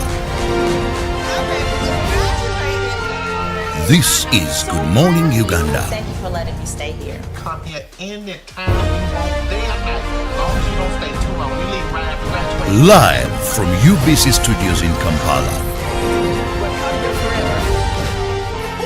This is Good Morning Uganda. No, you're more. Y'all hear about to break loose now. Live from UBC Studios in Kampala. This is Good Morning Uganda. Should have got a video. It was December 1st, 1955. Live from UBC Studios in Kampala. This is Good Morning Uganda. Jesus, the Lord God Almighty, He can turn water into wine. Live from UBC Studios in That Kampala. you can't expect. I mean, Medea is always full of that, and you look into. I really admire what Tyler Perry has put across, and this movie is already rating a lot above 50. That is across all movie ratings, and that is one to expect for. But also, if you love animation and you are a great lover of cartoons and how they interact with humans, and also if you love dogs, this is one movie that I'm going to spot out for you, and it is already streaming in, it's showing in cinema, but also if you have a movie plug, you can get it, and that is about Clifford, the big red dog. Now, Clifford goes into a story of a young girl who goes into a rescue place and gets a dog. Now, as a little puppy, what she didn't know is that this will grow into a huge dog. So while her mother is away, she takes it into an adventure with her uncle. But what they didn't expect is what could unveil and also result into this adventure. Now we have a trailer of Clifford, the big red dog. Take a look.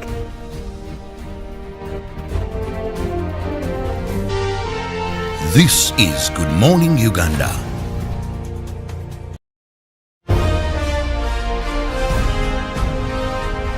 Live from UBC Studios in Kampala.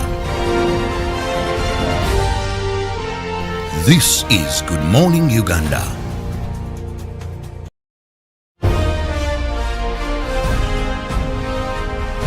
Live from UBC Studios in Kampala. This is Good Morning Uganda.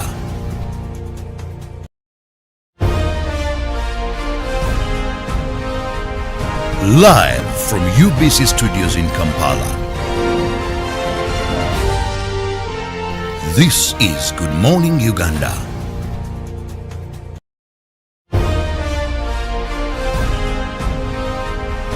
Live from UBC Studios in Kampala. This is Good Morning Uganda.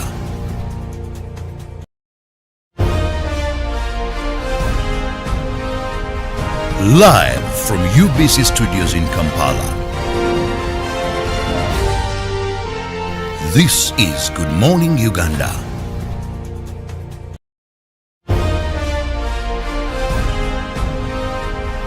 Live from UBC Studios in Kampala. This is Good Morning Uganda. This weekend, but also what is showing this weekend, and something that you should look out for, is the most anticipated DC's movie, that is The Batman. Now, with The Batman, you know what to expect. I am telling you, this time we are going into Gotham City underground. Now, a serial killer leaves a trail and information for Batman to find. But once they get closer and closer with the trail that he's leaving, it's leading them into a disaster that they're looking into. Now, this killer, actually, for him, he believes he's helping out uncover some of the criminals within Gotham. What he didn't know is that this would be very much affecting the city. And in his quest to unmask the culprits and bring justice to abuse of power and corruption, he also taps on Batman's family. And we now want to see what Batman actually does. Now, this movie stars Robert Pattinson. If you know Robert Pattinson, most popularly known for his role in some of the Twilight series. If you know that guy that was, you know, the vampire in Twilight, that's Robert Pattinson, and he is our Batman. Take a look into the trailer. I'm bothering you here, but your people keep telling me you're unavailable.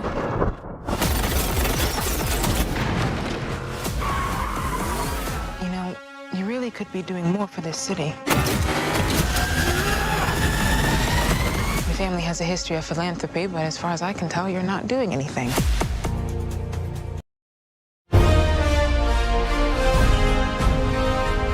Live from UBC Studios in Kampala.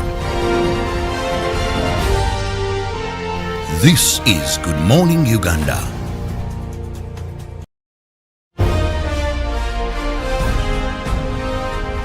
Live from UBC Studios in Kampala. This is Good Morning Uganda.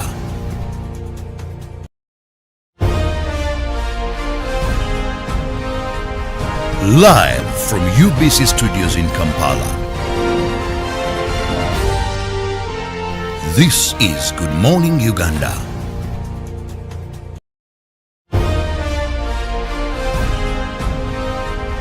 Live from UBC Studios in Kampala. This is Good Morning Uganda.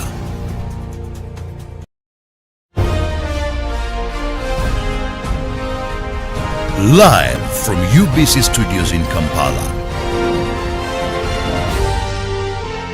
This is Good Morning Uganda.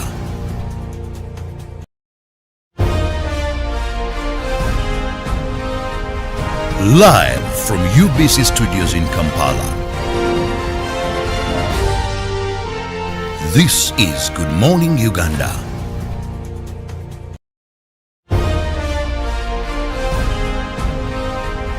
Live from UBC Studios in Kampala. This is Good Morning Uganda.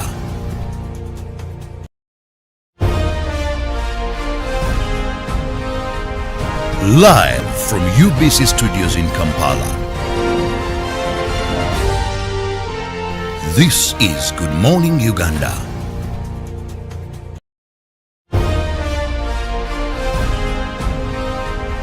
Live from UBC Studios in Kampala.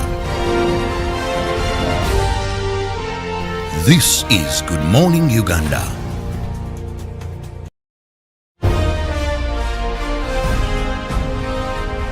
Live from UBC Studios in Kampala.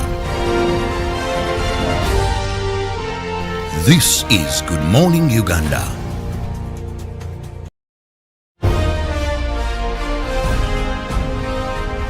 You can get it from some of the sites for your books, you know, the Amazon Kindle is there, and some of you have different sites for where you get your books to read, and also online reading. This is one of the top most read books in terms of inspirational, especially in workplace areas. So you should go for it and make sure you have yourself inspired and be passionate about your work. I know Phil and I are passionate about what we do here every morning. We make sure that, you know, we make you happy, and in turn we actually also be happy, because it's like a win-win. Well, it's, I mean, I cannot really differ from you, Mollen. We get a certain kind of joy and happiness when you know that the work you're doing is impacting somebody else and they're actually happy about that. Although I don't know whether many people love what they do. It's a question I leave out there on the table. Do you love what you do? And if you don't, I mean, what are you doing about it? Do you know what you love? Can you get something out of it? Huh? Well, away from that, still, Mollen, we need to know this weekend, what is the plot? What is happening? We've had shows in the last couple of you know, weekend, the last weekends. We're outside. We are outside. I am telling you, people, we need to be more outside. But there are a lot that is coming up, and guess what? There are a lot of events, by the way, that we have you know, gone out for Wawelu, Roast and Rhyme. Yes. But guess what? There is more coming up, and you just have to look out for the next big thing around you, and there are concerts that are also available. But me being a movie person, and by the way, there are also you know, a lot of movies showing at National Theatre. That is one place to look out for if you really enjoy theatre, and it's out there, so you just need to check on the schedule. And they always show these things actually online. You just log into it and know what's happening at National Theatre, and you could get something there. Okay. Or maybe just to find out from you, Walter, when was the last time you were out? Because we had 2 years. Whoa! We didn't have anywhere to go. Even when they did open up these places, you know, we had limitations. You know, there are certain things we couldn't do. There are certain time limits we couldn't go beyond. So, when was the last time you were out of your house and you were Waweru? You were outside. I think the last time was about 2 weeks ago. Wainano overnight. Oh, it's something. It's something. It's something. Yes, Wainano overnight. Actually, I was there with Andrea. Yes. And many other people. It was a very, very good moment. Yeah. Yeah. When I tell people that I'm usually a homebody, like a homebody, I want to stay home and just, you know, watch my movies. And they tell me I'm such a boring person. But I mean, you can be aware while you're inside. You can try to make the inside, you know, outside. Yeah. It feels like the 2 years were not enough for me. Really? Wow. They were not. Well, I am still with Andrea Preston right here, and I do have Walter as well here on the guitar, and they're doing quite an amazing work to make sure that they help us relax. They help us relax to get into the weekend. Yes, but also we do have a poll question that is happening, of course, on our social media platforms concerning the usage of these local artists. How far have we done, or how far have we gone? We as the private sector, have you made use of any of these entertainers? Has the private sector made enough use of local celebrities to promote local products? Now, hashtag UBCGMU, and of course the WhatsApp number is 0709 602 592. We definitely appreciate hearing from you. And of course, there is this feedback that comes in from quite another person of you, and he's saying, thank you for the morning blessings. Well, thank you for giving us the blessings as well. And thanks for bringing Andrea Preston. Please bring her many, many more times. Well, there you go. Thank you. We will try and make sure we probably bring her in once in a while, you know. Oh, well, thank you. But my producer, I don't know. It will be a conversation over a cup of coffee, I guess. Anyway, it's also very important and crucial for us to know what's the weather going to be like, especially today. Now, we've seen a pattern that, I don't know whether it's going to be a pattern, Mollen. Yesterday, we also had the rain coming approximately at the same time, like Wednesday. Do we have to worry? Really? Yeah. Is this the new time for the rain? Well, I say it's the onset. It's on. The rains are coming through, and guess what? They won't come through at the same time. Okay. So meaning that we will have, if you could realize from the rains that we had yesterday, they were different from the ones we had the other day. Because the other ones did cause some flooding. Then yesterday it's just, you know, a little bit here and there, bringing us some of those rains. Because I was lamenting in the morning. Yeah, I think God was, yes, my daughter, I hear you loud and clear. Well, I say we need more of those rains, but also we have to remember that our rainy season is still on, and just like the forecast actually indicated, we say those rains will kick in mid-March into April, and that's how most areas will, you know, be starting off with the rains. But also we have different systems that are affecting our weather, and that is why most places are not performing even when we are looking at the onset. And one of those happens to be the tropical cyclone on, you know, that has hit Madagascar and now over Mozambique Channel. That is known as Tropical Cyclone Gombe. Now, this is the 4th tropical cyclone to come close to Mozambique, and also the 5th to have a hit through Madagascar in just, you know, 1 month plus days. And this is really intense. Now, Gombe is making landfall. It has already made landfall across Mozambique, and that is coastal Mozambique, especially for areas that are around the coast. Now, this has come in with very strong winds, and already we have alerts of life-threatening situation over that area. Now, the cyclone is intense, coming in with very strong winds, and also has made landfall as Category 3. Now, that means that this is going to be associated with very strong winds and heavy rains that could actually trigger some flooding across the area.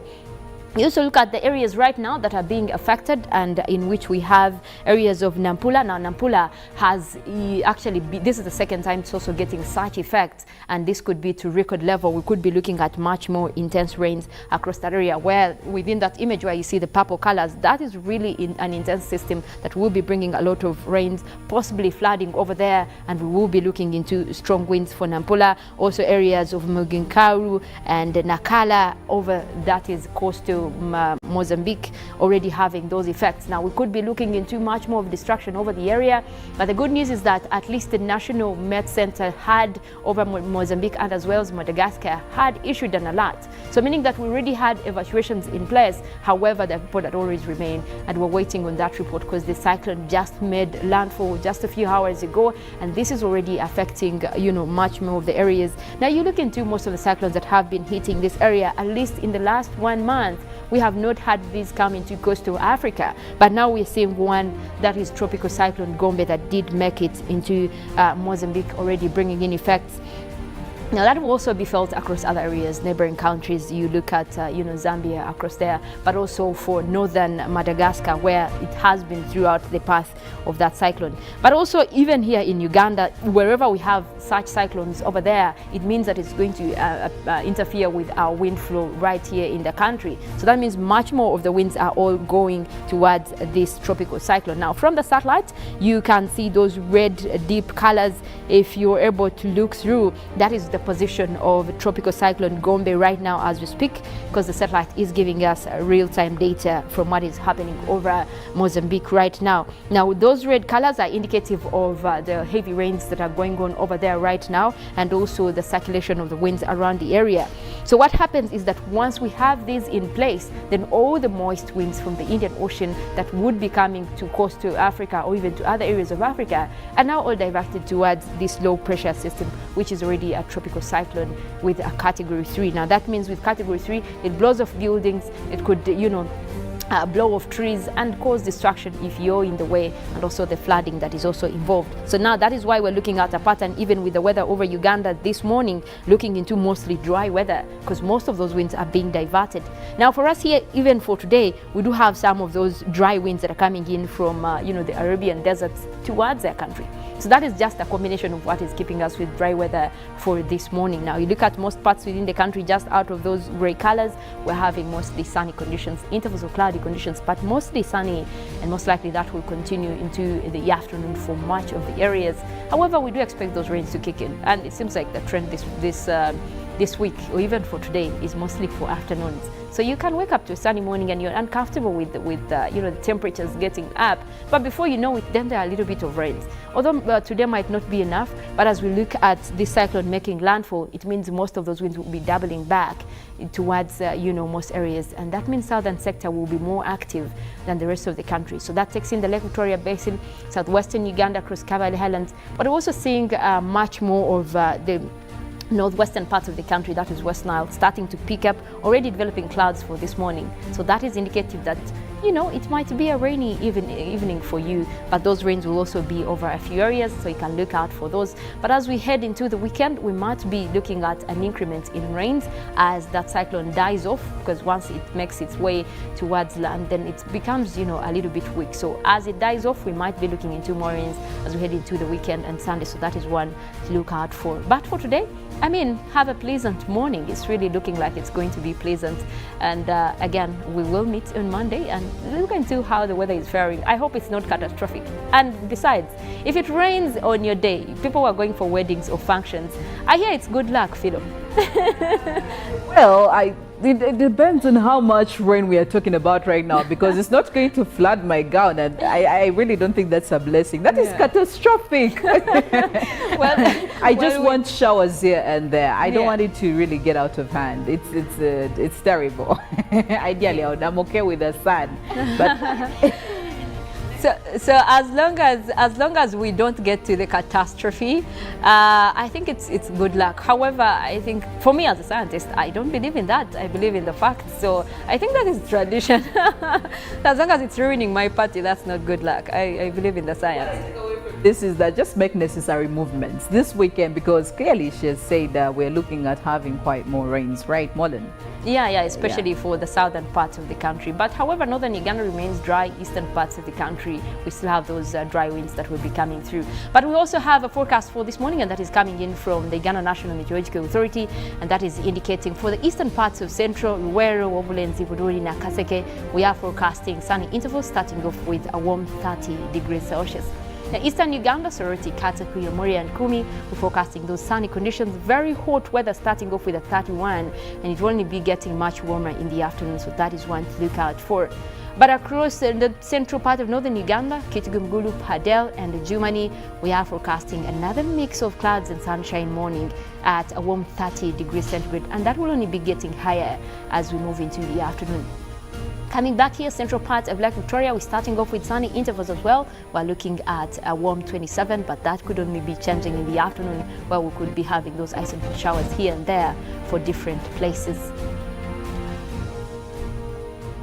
Now we're also looking to the western side of Lake Victoria, Masaka, Kalisizo, Sembabule, Rakai, also starting off with mostly a sunny morning. We have those clouds in, and those will be developing into rainy conditions later in the afternoon, and that is especially for the areas that are close to Lake Victoria, starting off with a warm 28 degrees. Southwestern Uganda, Mbarara, Bushenyi, Rubirizi over there, also for Uganda, starting off with a mix of clouds and sunshine at a warm 28. That area could also be developing rainy conditions, but also just over a few areas, and that will be later, much later in the evening for that area. Now, Mount Elgon Highlands, we have Mbale, Bududa, Buko, Sironko. We are starting off with cloudy conditions with a mix of sunny conditions already over there, starting off quite warm at 29, and also could be looking at 30s, that is lower 30s as we head into the afternoon. Tororo, Busia, Iganga, and Jinja, we're forecasting a mix of clouds and sunshine, starting off with 28, but that will also be going up. We do expect that to continue into the afternoon with mostly intervals of sunny and cloudy conditions. Well, that's the forecast for you right there, so prepare accordingly and make sure as you head into the weekend, you also have, your way of dealing with the weather. It's one to deal with as we start the rainy season, I can tell you that. Well, thank you for that, focus, Mollen. Wherever you are, I hope that you get the information and put it to use. Buy those umbrellas when the prices are still a bit manageable before they escalate to 60,000 Ugandan shillings all the way from 15,000. Very ridiculous prices. But, well, what can we do? Everybody has to make sure that they get the money when the opportunity avails itself. But don't overly do it. Don't do it. Don't do it. Well, it's still Good Morning Uganda Friday special edition, and we give you a full jam-packed show with everything, right from information, right from news, all the way to entertaining you. And of course, when it comes to the arena of sports, we give you all that. Basically, we don't keep away anything from you because, well, we know that is what happens. And of course, remember that our poll question is still running over there, but also we do have our special guest in the house here, and that is Andrea Preston and Walter here, who are doing amazing and wonderful things. I'm always intrigued by the world of music, but especially when it comes to writing. Now, Andrea, I know you are a writer. How would you say, how easy is it for you to write a song? Because even singing a song that has already been written for me, I will not lie. It's hard as it is, but I will try to get the lyrics and all that. But what is the process that you use to actually sit down and come up with all these lyrics? You know, how, you know, I don't even know the terms that you use while you're, you know, writing this music. How easy or hard is it for you? When it's a gift, it will be easy. You know, when God gives you something, like, I can't do what you do, you know, but when it comes to me, once I have my Bible and I have an experience to share, then I have a story to tell. It's like a storyteller, you know, you would like to, you know. And then as worshippers, because we love God and everything, it's very easy to, you know, just break out, and even if it's just one word, God will just build on that. The Spirit of God will just build on that. Actually, sometimes you find yourself having a lot, you know, a lot to share and very limited time. So you just have to play around with the time you have. But God always speaks, and He always, you know, He gives us what to say. Oh, okay. Yeah. So how long have you been doing this, the writing and also the singing? Writing, I started writing when I was about 7. Oh my goodness. Yes. That's a pretty young age. I remember. I don't know what I was doing at 7 years apart from being in school. I don't think I was doing anything constructive. I was in Sunday school, but what jump started me was my brother. He wakes up in the morning and he has a song. The brother who's next to me, actually, he's younger, so he was like 6 then. He comes, "Mommy, I have a song," and everybody's like wowed on the song. So I'm like, what? He gets all that pump? I need to do something about this. So I get shocked, and I go with my cousin to some classrooms which were nearby. There was a school nearby, so we wrote a very long song. And it didn't sound as nice as the first one, my brothers, but that was the beginning of the journey. Wow, that's really amazing. Now, Andrea actually does talk about something that is very crucial. When you discover talent in your children, would you actually, because in the Ugandan setting, I don't believe we have enough facilities or enough resources to make sure our children follow their talents, would you actually support your child, you know, say, maybe you're good at soccer, maybe you're good at music, let's just focus on that, let's specialize in that, and just leave this whole education setting? Is that something that you would actually do, to be honest? Yes, I actually have 3 children. Oh, that's very and beautiful. And so personally, I believe in supporting the child.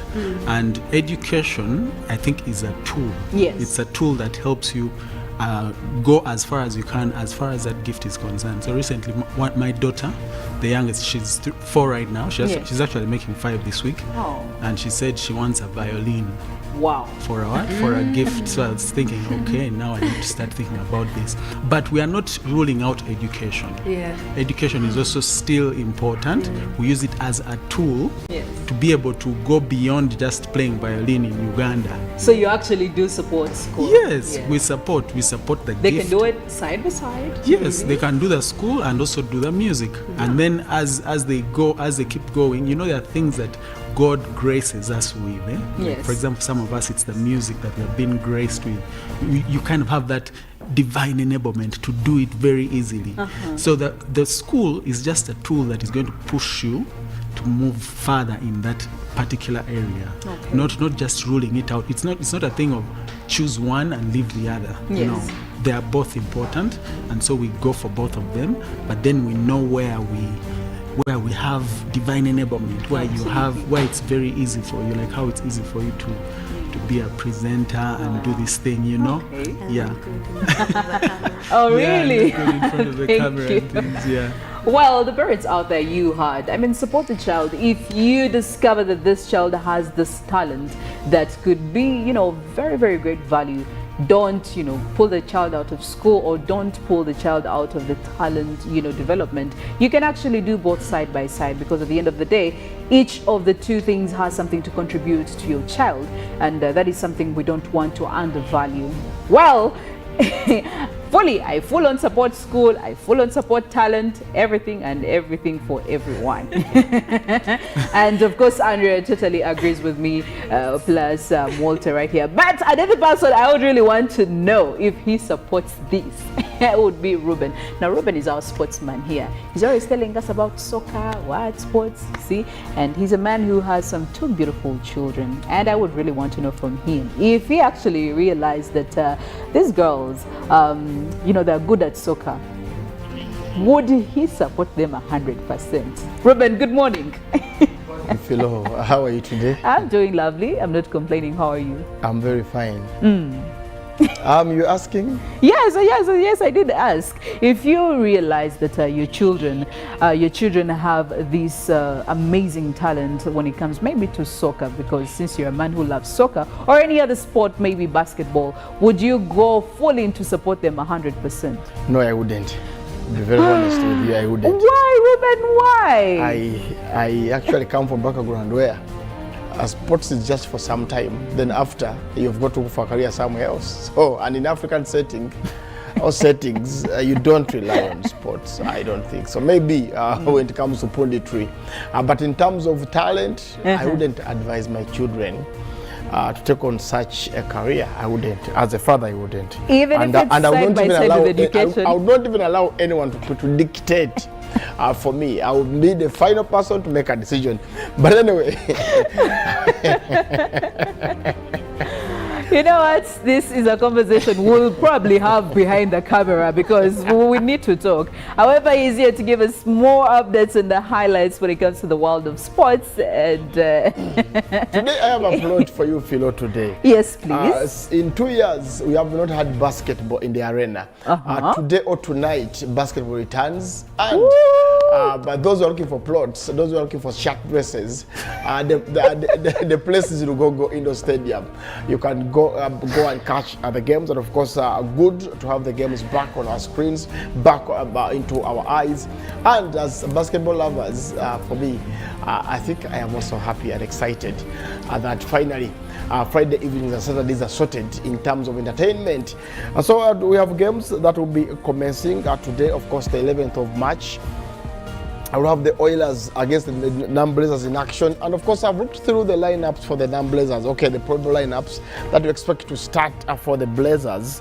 And many would actually want to understand where Joseph Ekong is. And I will tell you, or I will report to you, that Ekong is actually going to play for Blazers after leaving Power. And I know that he has been a good servant at Power. He was really somebody who they looked at as an inspiration, but he left that club. And of course, the Oilers take on Blazers. That will be today or tonight.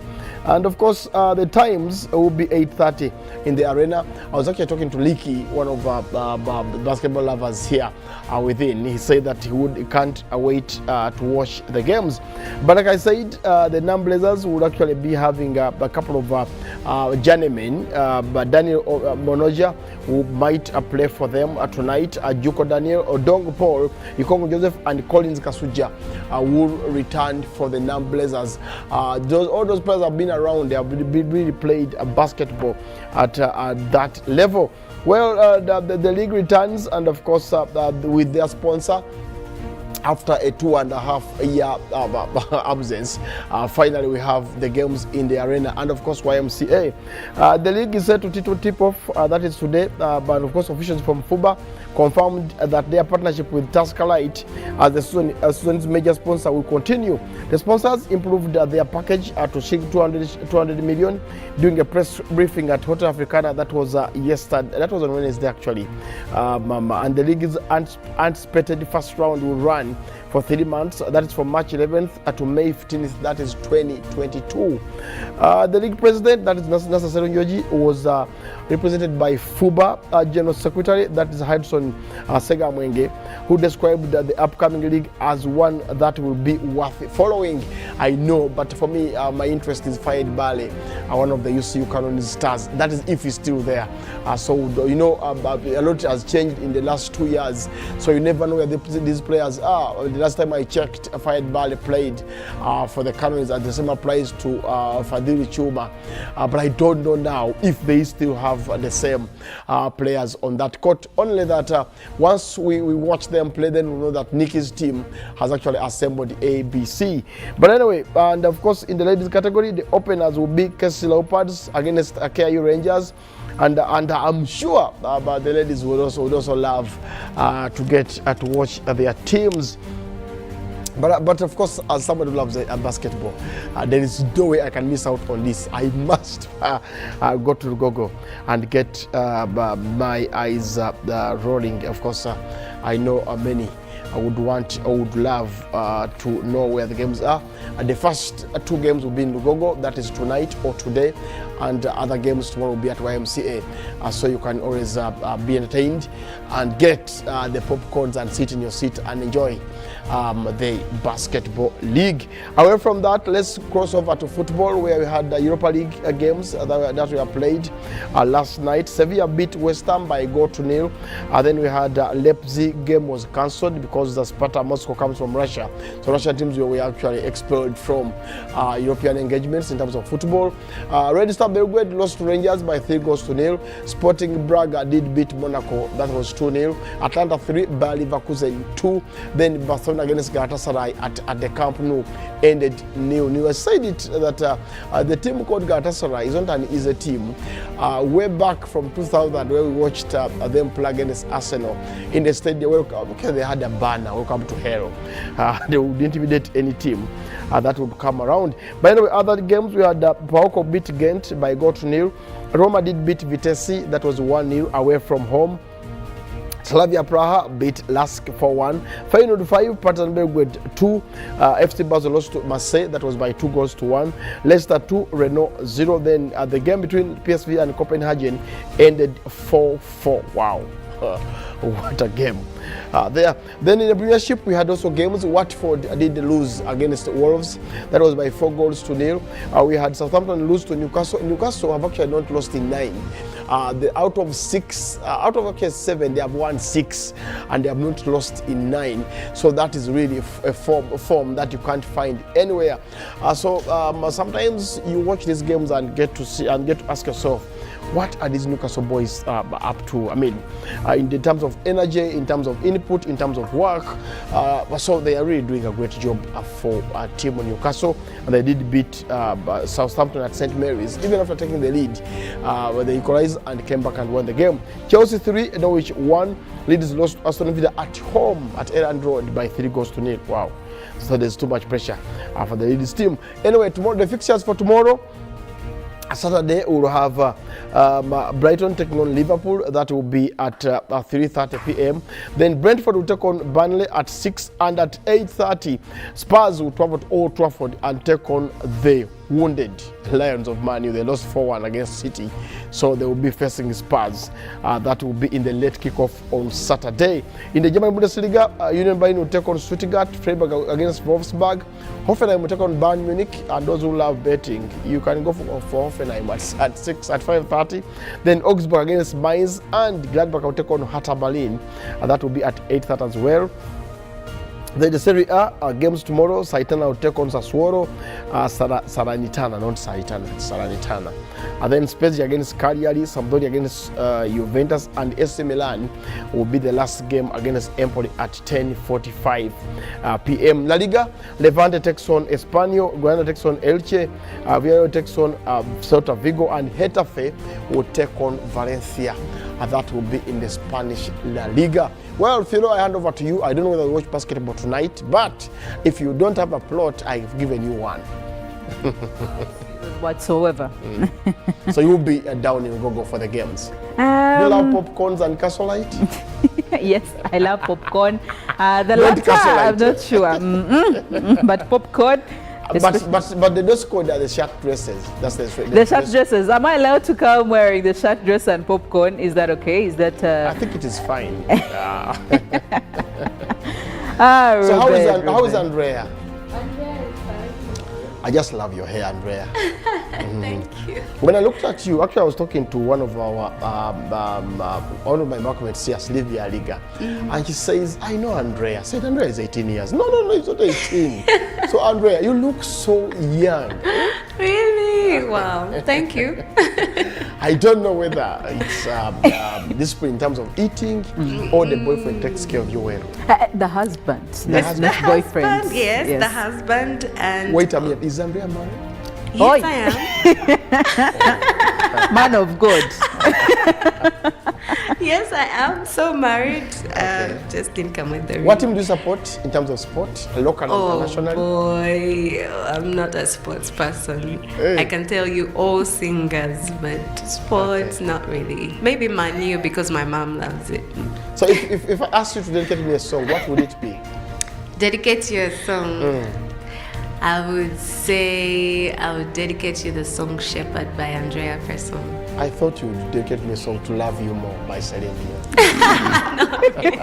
Okay, I hand over to you. I hand over to Philo, and of course the team. Ruben, go watch your netball in peace, please. Leave issues of the generals to the generals. Well, we have just about 10 minutes, but of course we still have more performances that are coming in from Andrea Preston. 2 more performances. Of course, gospel music, which I think is very, very crucial for you as you get into the weekend. There are very many distractions that are awaiting you between now and Monday. There is a lot that could happen, but if you have quite some music that can help you going, music to strengthen your faith, music that will just nourish your soul and spirit, I mean, what better way to go through your weekend? And that right there is where Andrea comes in to give us her next performance, which is going to be what exactly? Akatete. Akatete, people. Akatete, ladies and gentlemen. Yeah. Song is basically talking about where God has taken me from. Okay. From such a ragged cloth. I used to wear rags and, yes, such a ragged life to the kind of life where, people in Uganda can listen to me now. Oh, yes. Yeah, so it's talking about the Father the Lord has brought me. Well, there you go. There you go. I mean, we rarely appreciate where God has brought us, you know. You just see where you are, but you forget your history. Well, I hope this song, Akatete, kind of takes you back to where you were and make some evaluation and do some appreciation, kneel down and thank the Lord. Ladies and gentlemen, Akatete from Andrea Preston and Walter. Right. Ooh, yeah.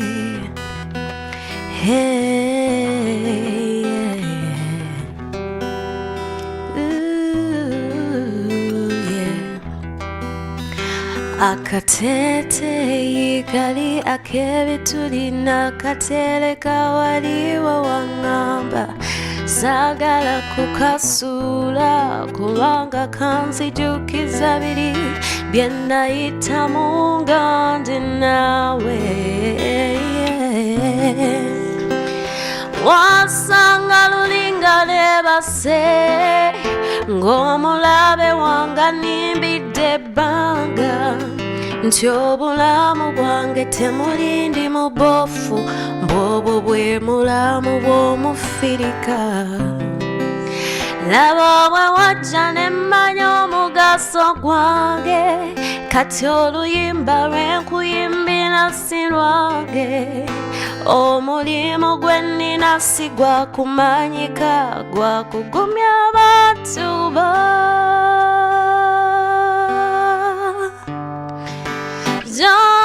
Jenga wala jenga wabi Gana masika kobulumi kena kabanga lulite gali gange Gali gabantubo jenga wala jenga wabi Gono muliro gwenda itamuluri waliofula bujulizi Ngumye abantu bo webale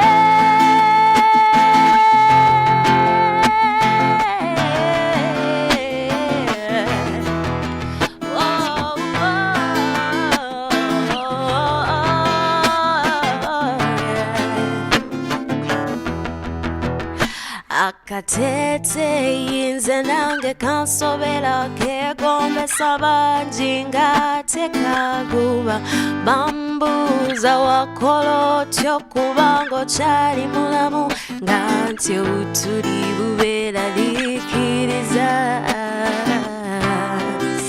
kala katuli kokubazisa yalanga ng'abalala mbegomba nnyo okusinga kyenti nga ngamba wakiri obulamu obwa gundi ebibi ebirabika birungi naye bwe wajja ne mmanya omugaso gwange kati oluyimba lwenkuyimbira si lwange omulimu gw'ompadde si gwa kumanyika bantu bo tonzitenga wala tonzitenga wabi gana amasiga g'obulumi genna kabanga lulite gali gange gali g'abantu bo tonzitenga wala tonzitenga wabi gono omuliro gwe nayita mululi waliofuula bujulizi ngumye abantu bo webale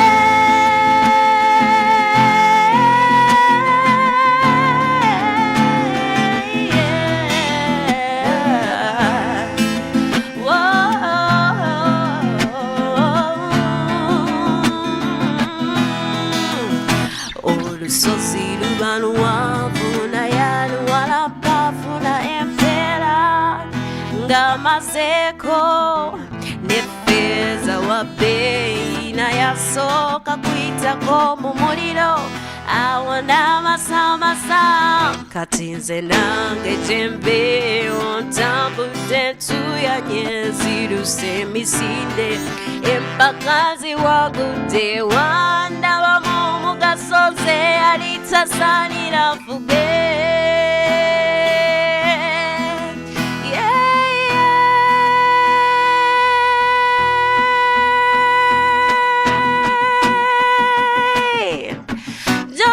Tonzitenga wala tonzitenga wabi gana amasiga g'obulumi genna kabanga lulite gali gange gali g'abantu bo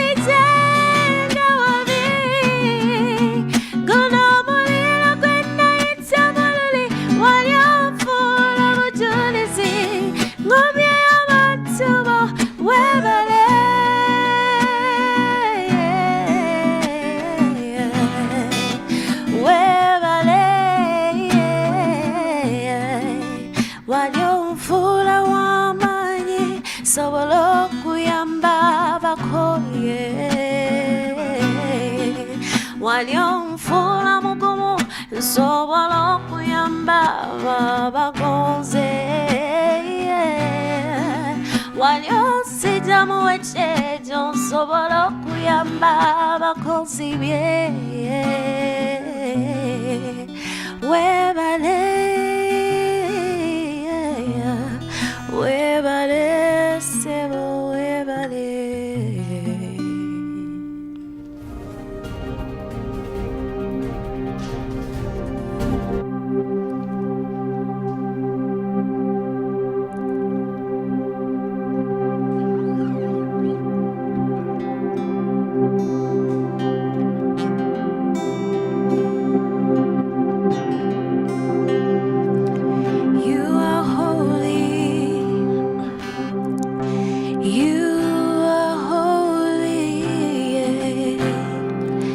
Oh God, yeah.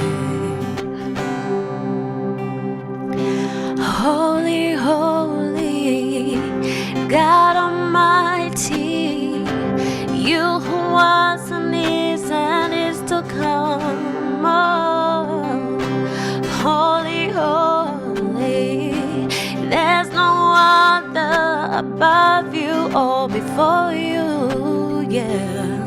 I worship at your feet, holy, holy, God Almighty, you who was and is to come, yeah.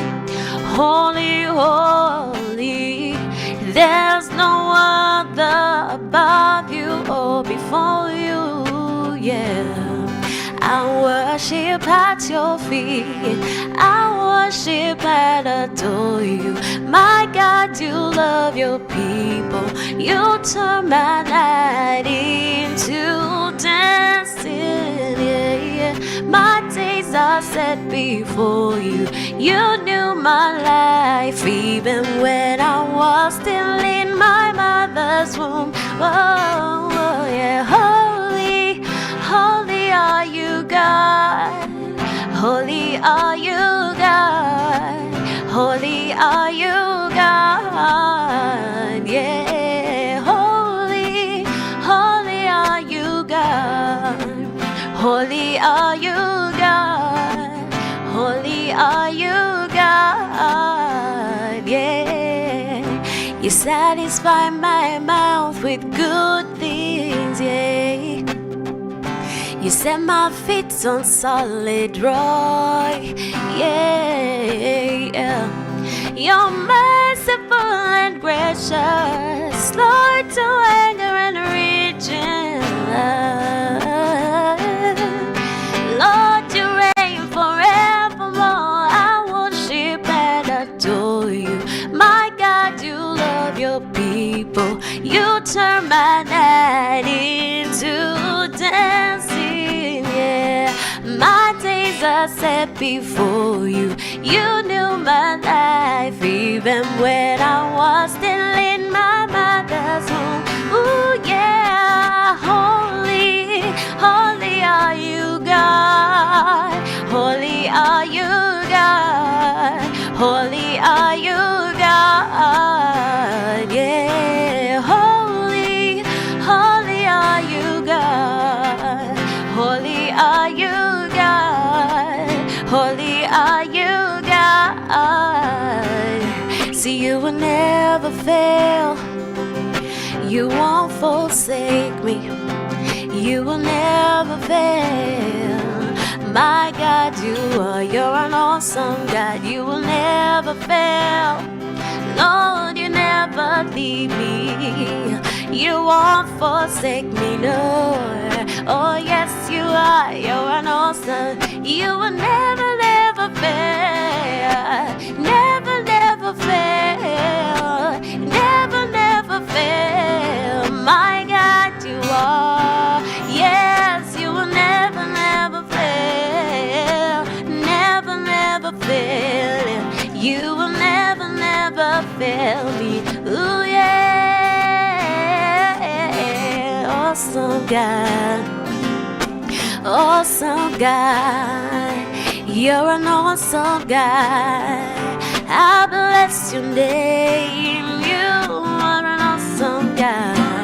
Awesome God. You are a good, good Father. Yeah. Holy, holy are you, God. Holy are you, God. Holy are you, God. Yeah. Holy, holy are you.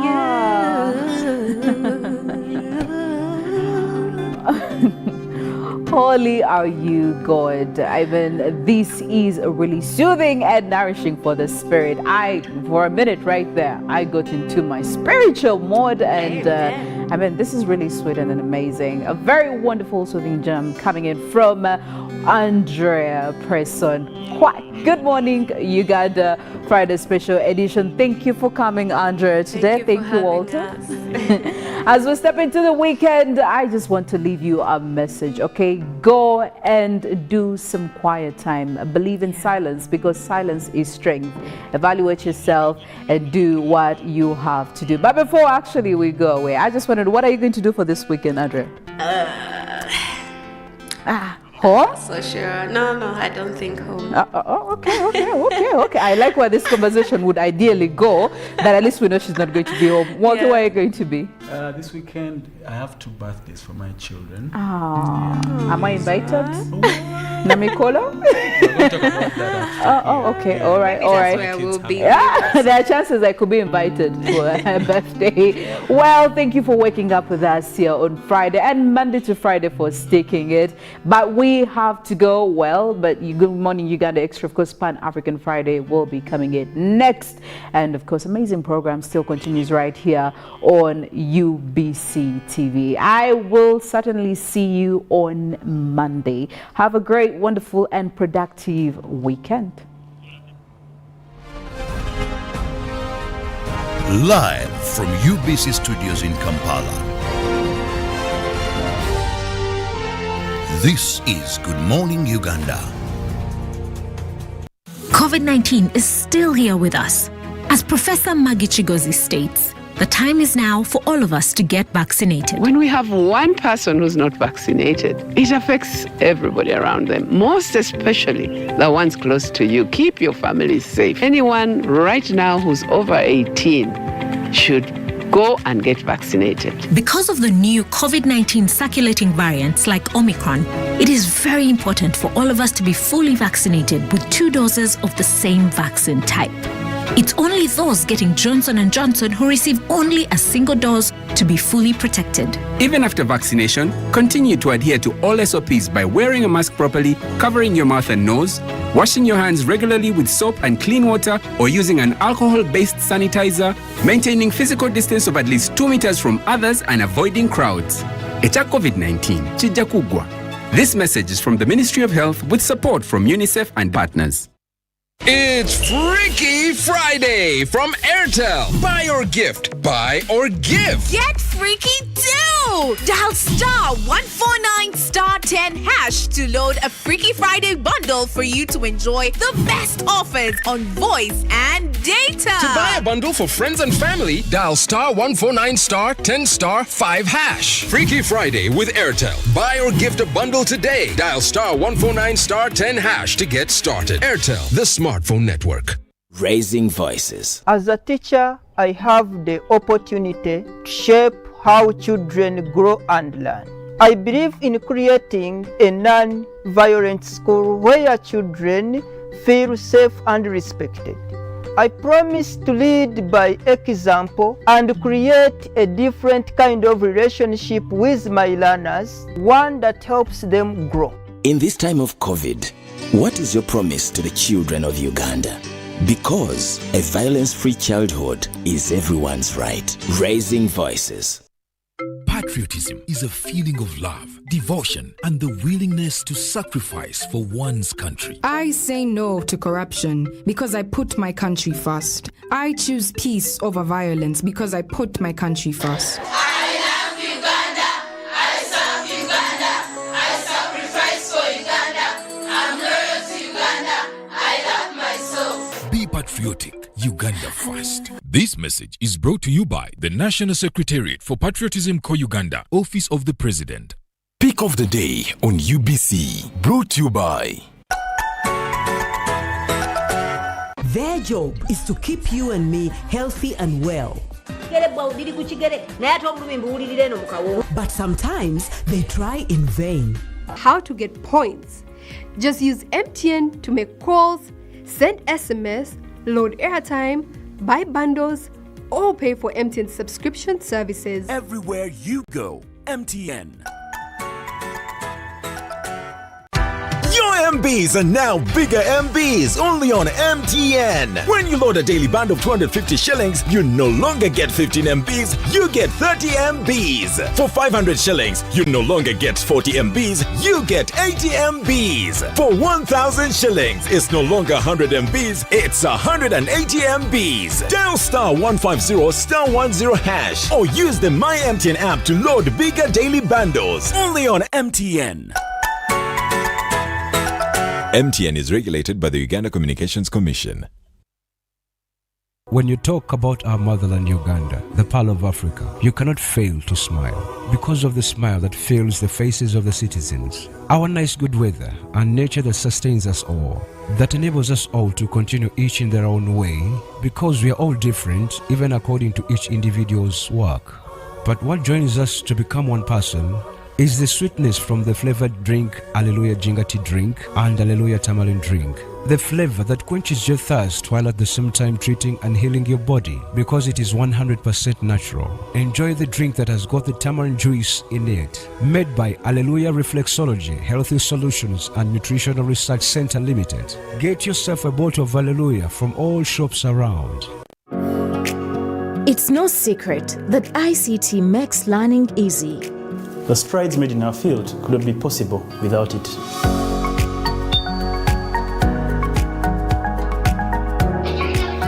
And now we can watch our favorite show. My radio is my best friend. UCC provides an enabling regulatory environment and policy guidance for healthy competition. We also facilitate ease of doing business in the communications sector through licensing, standardization, spectrum management, tariff regulation, rural communication development, and consumer empowerment.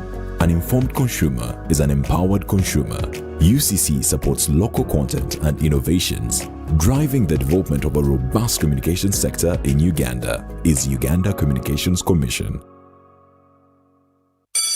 It's time to learn. Schools are open.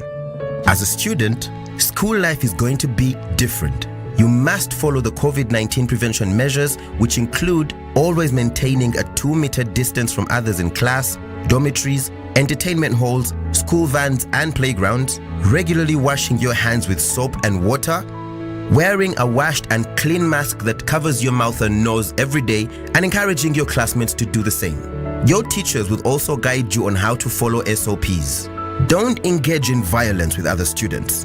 Report any cases of abuse by teachers or other children to a senior teacher.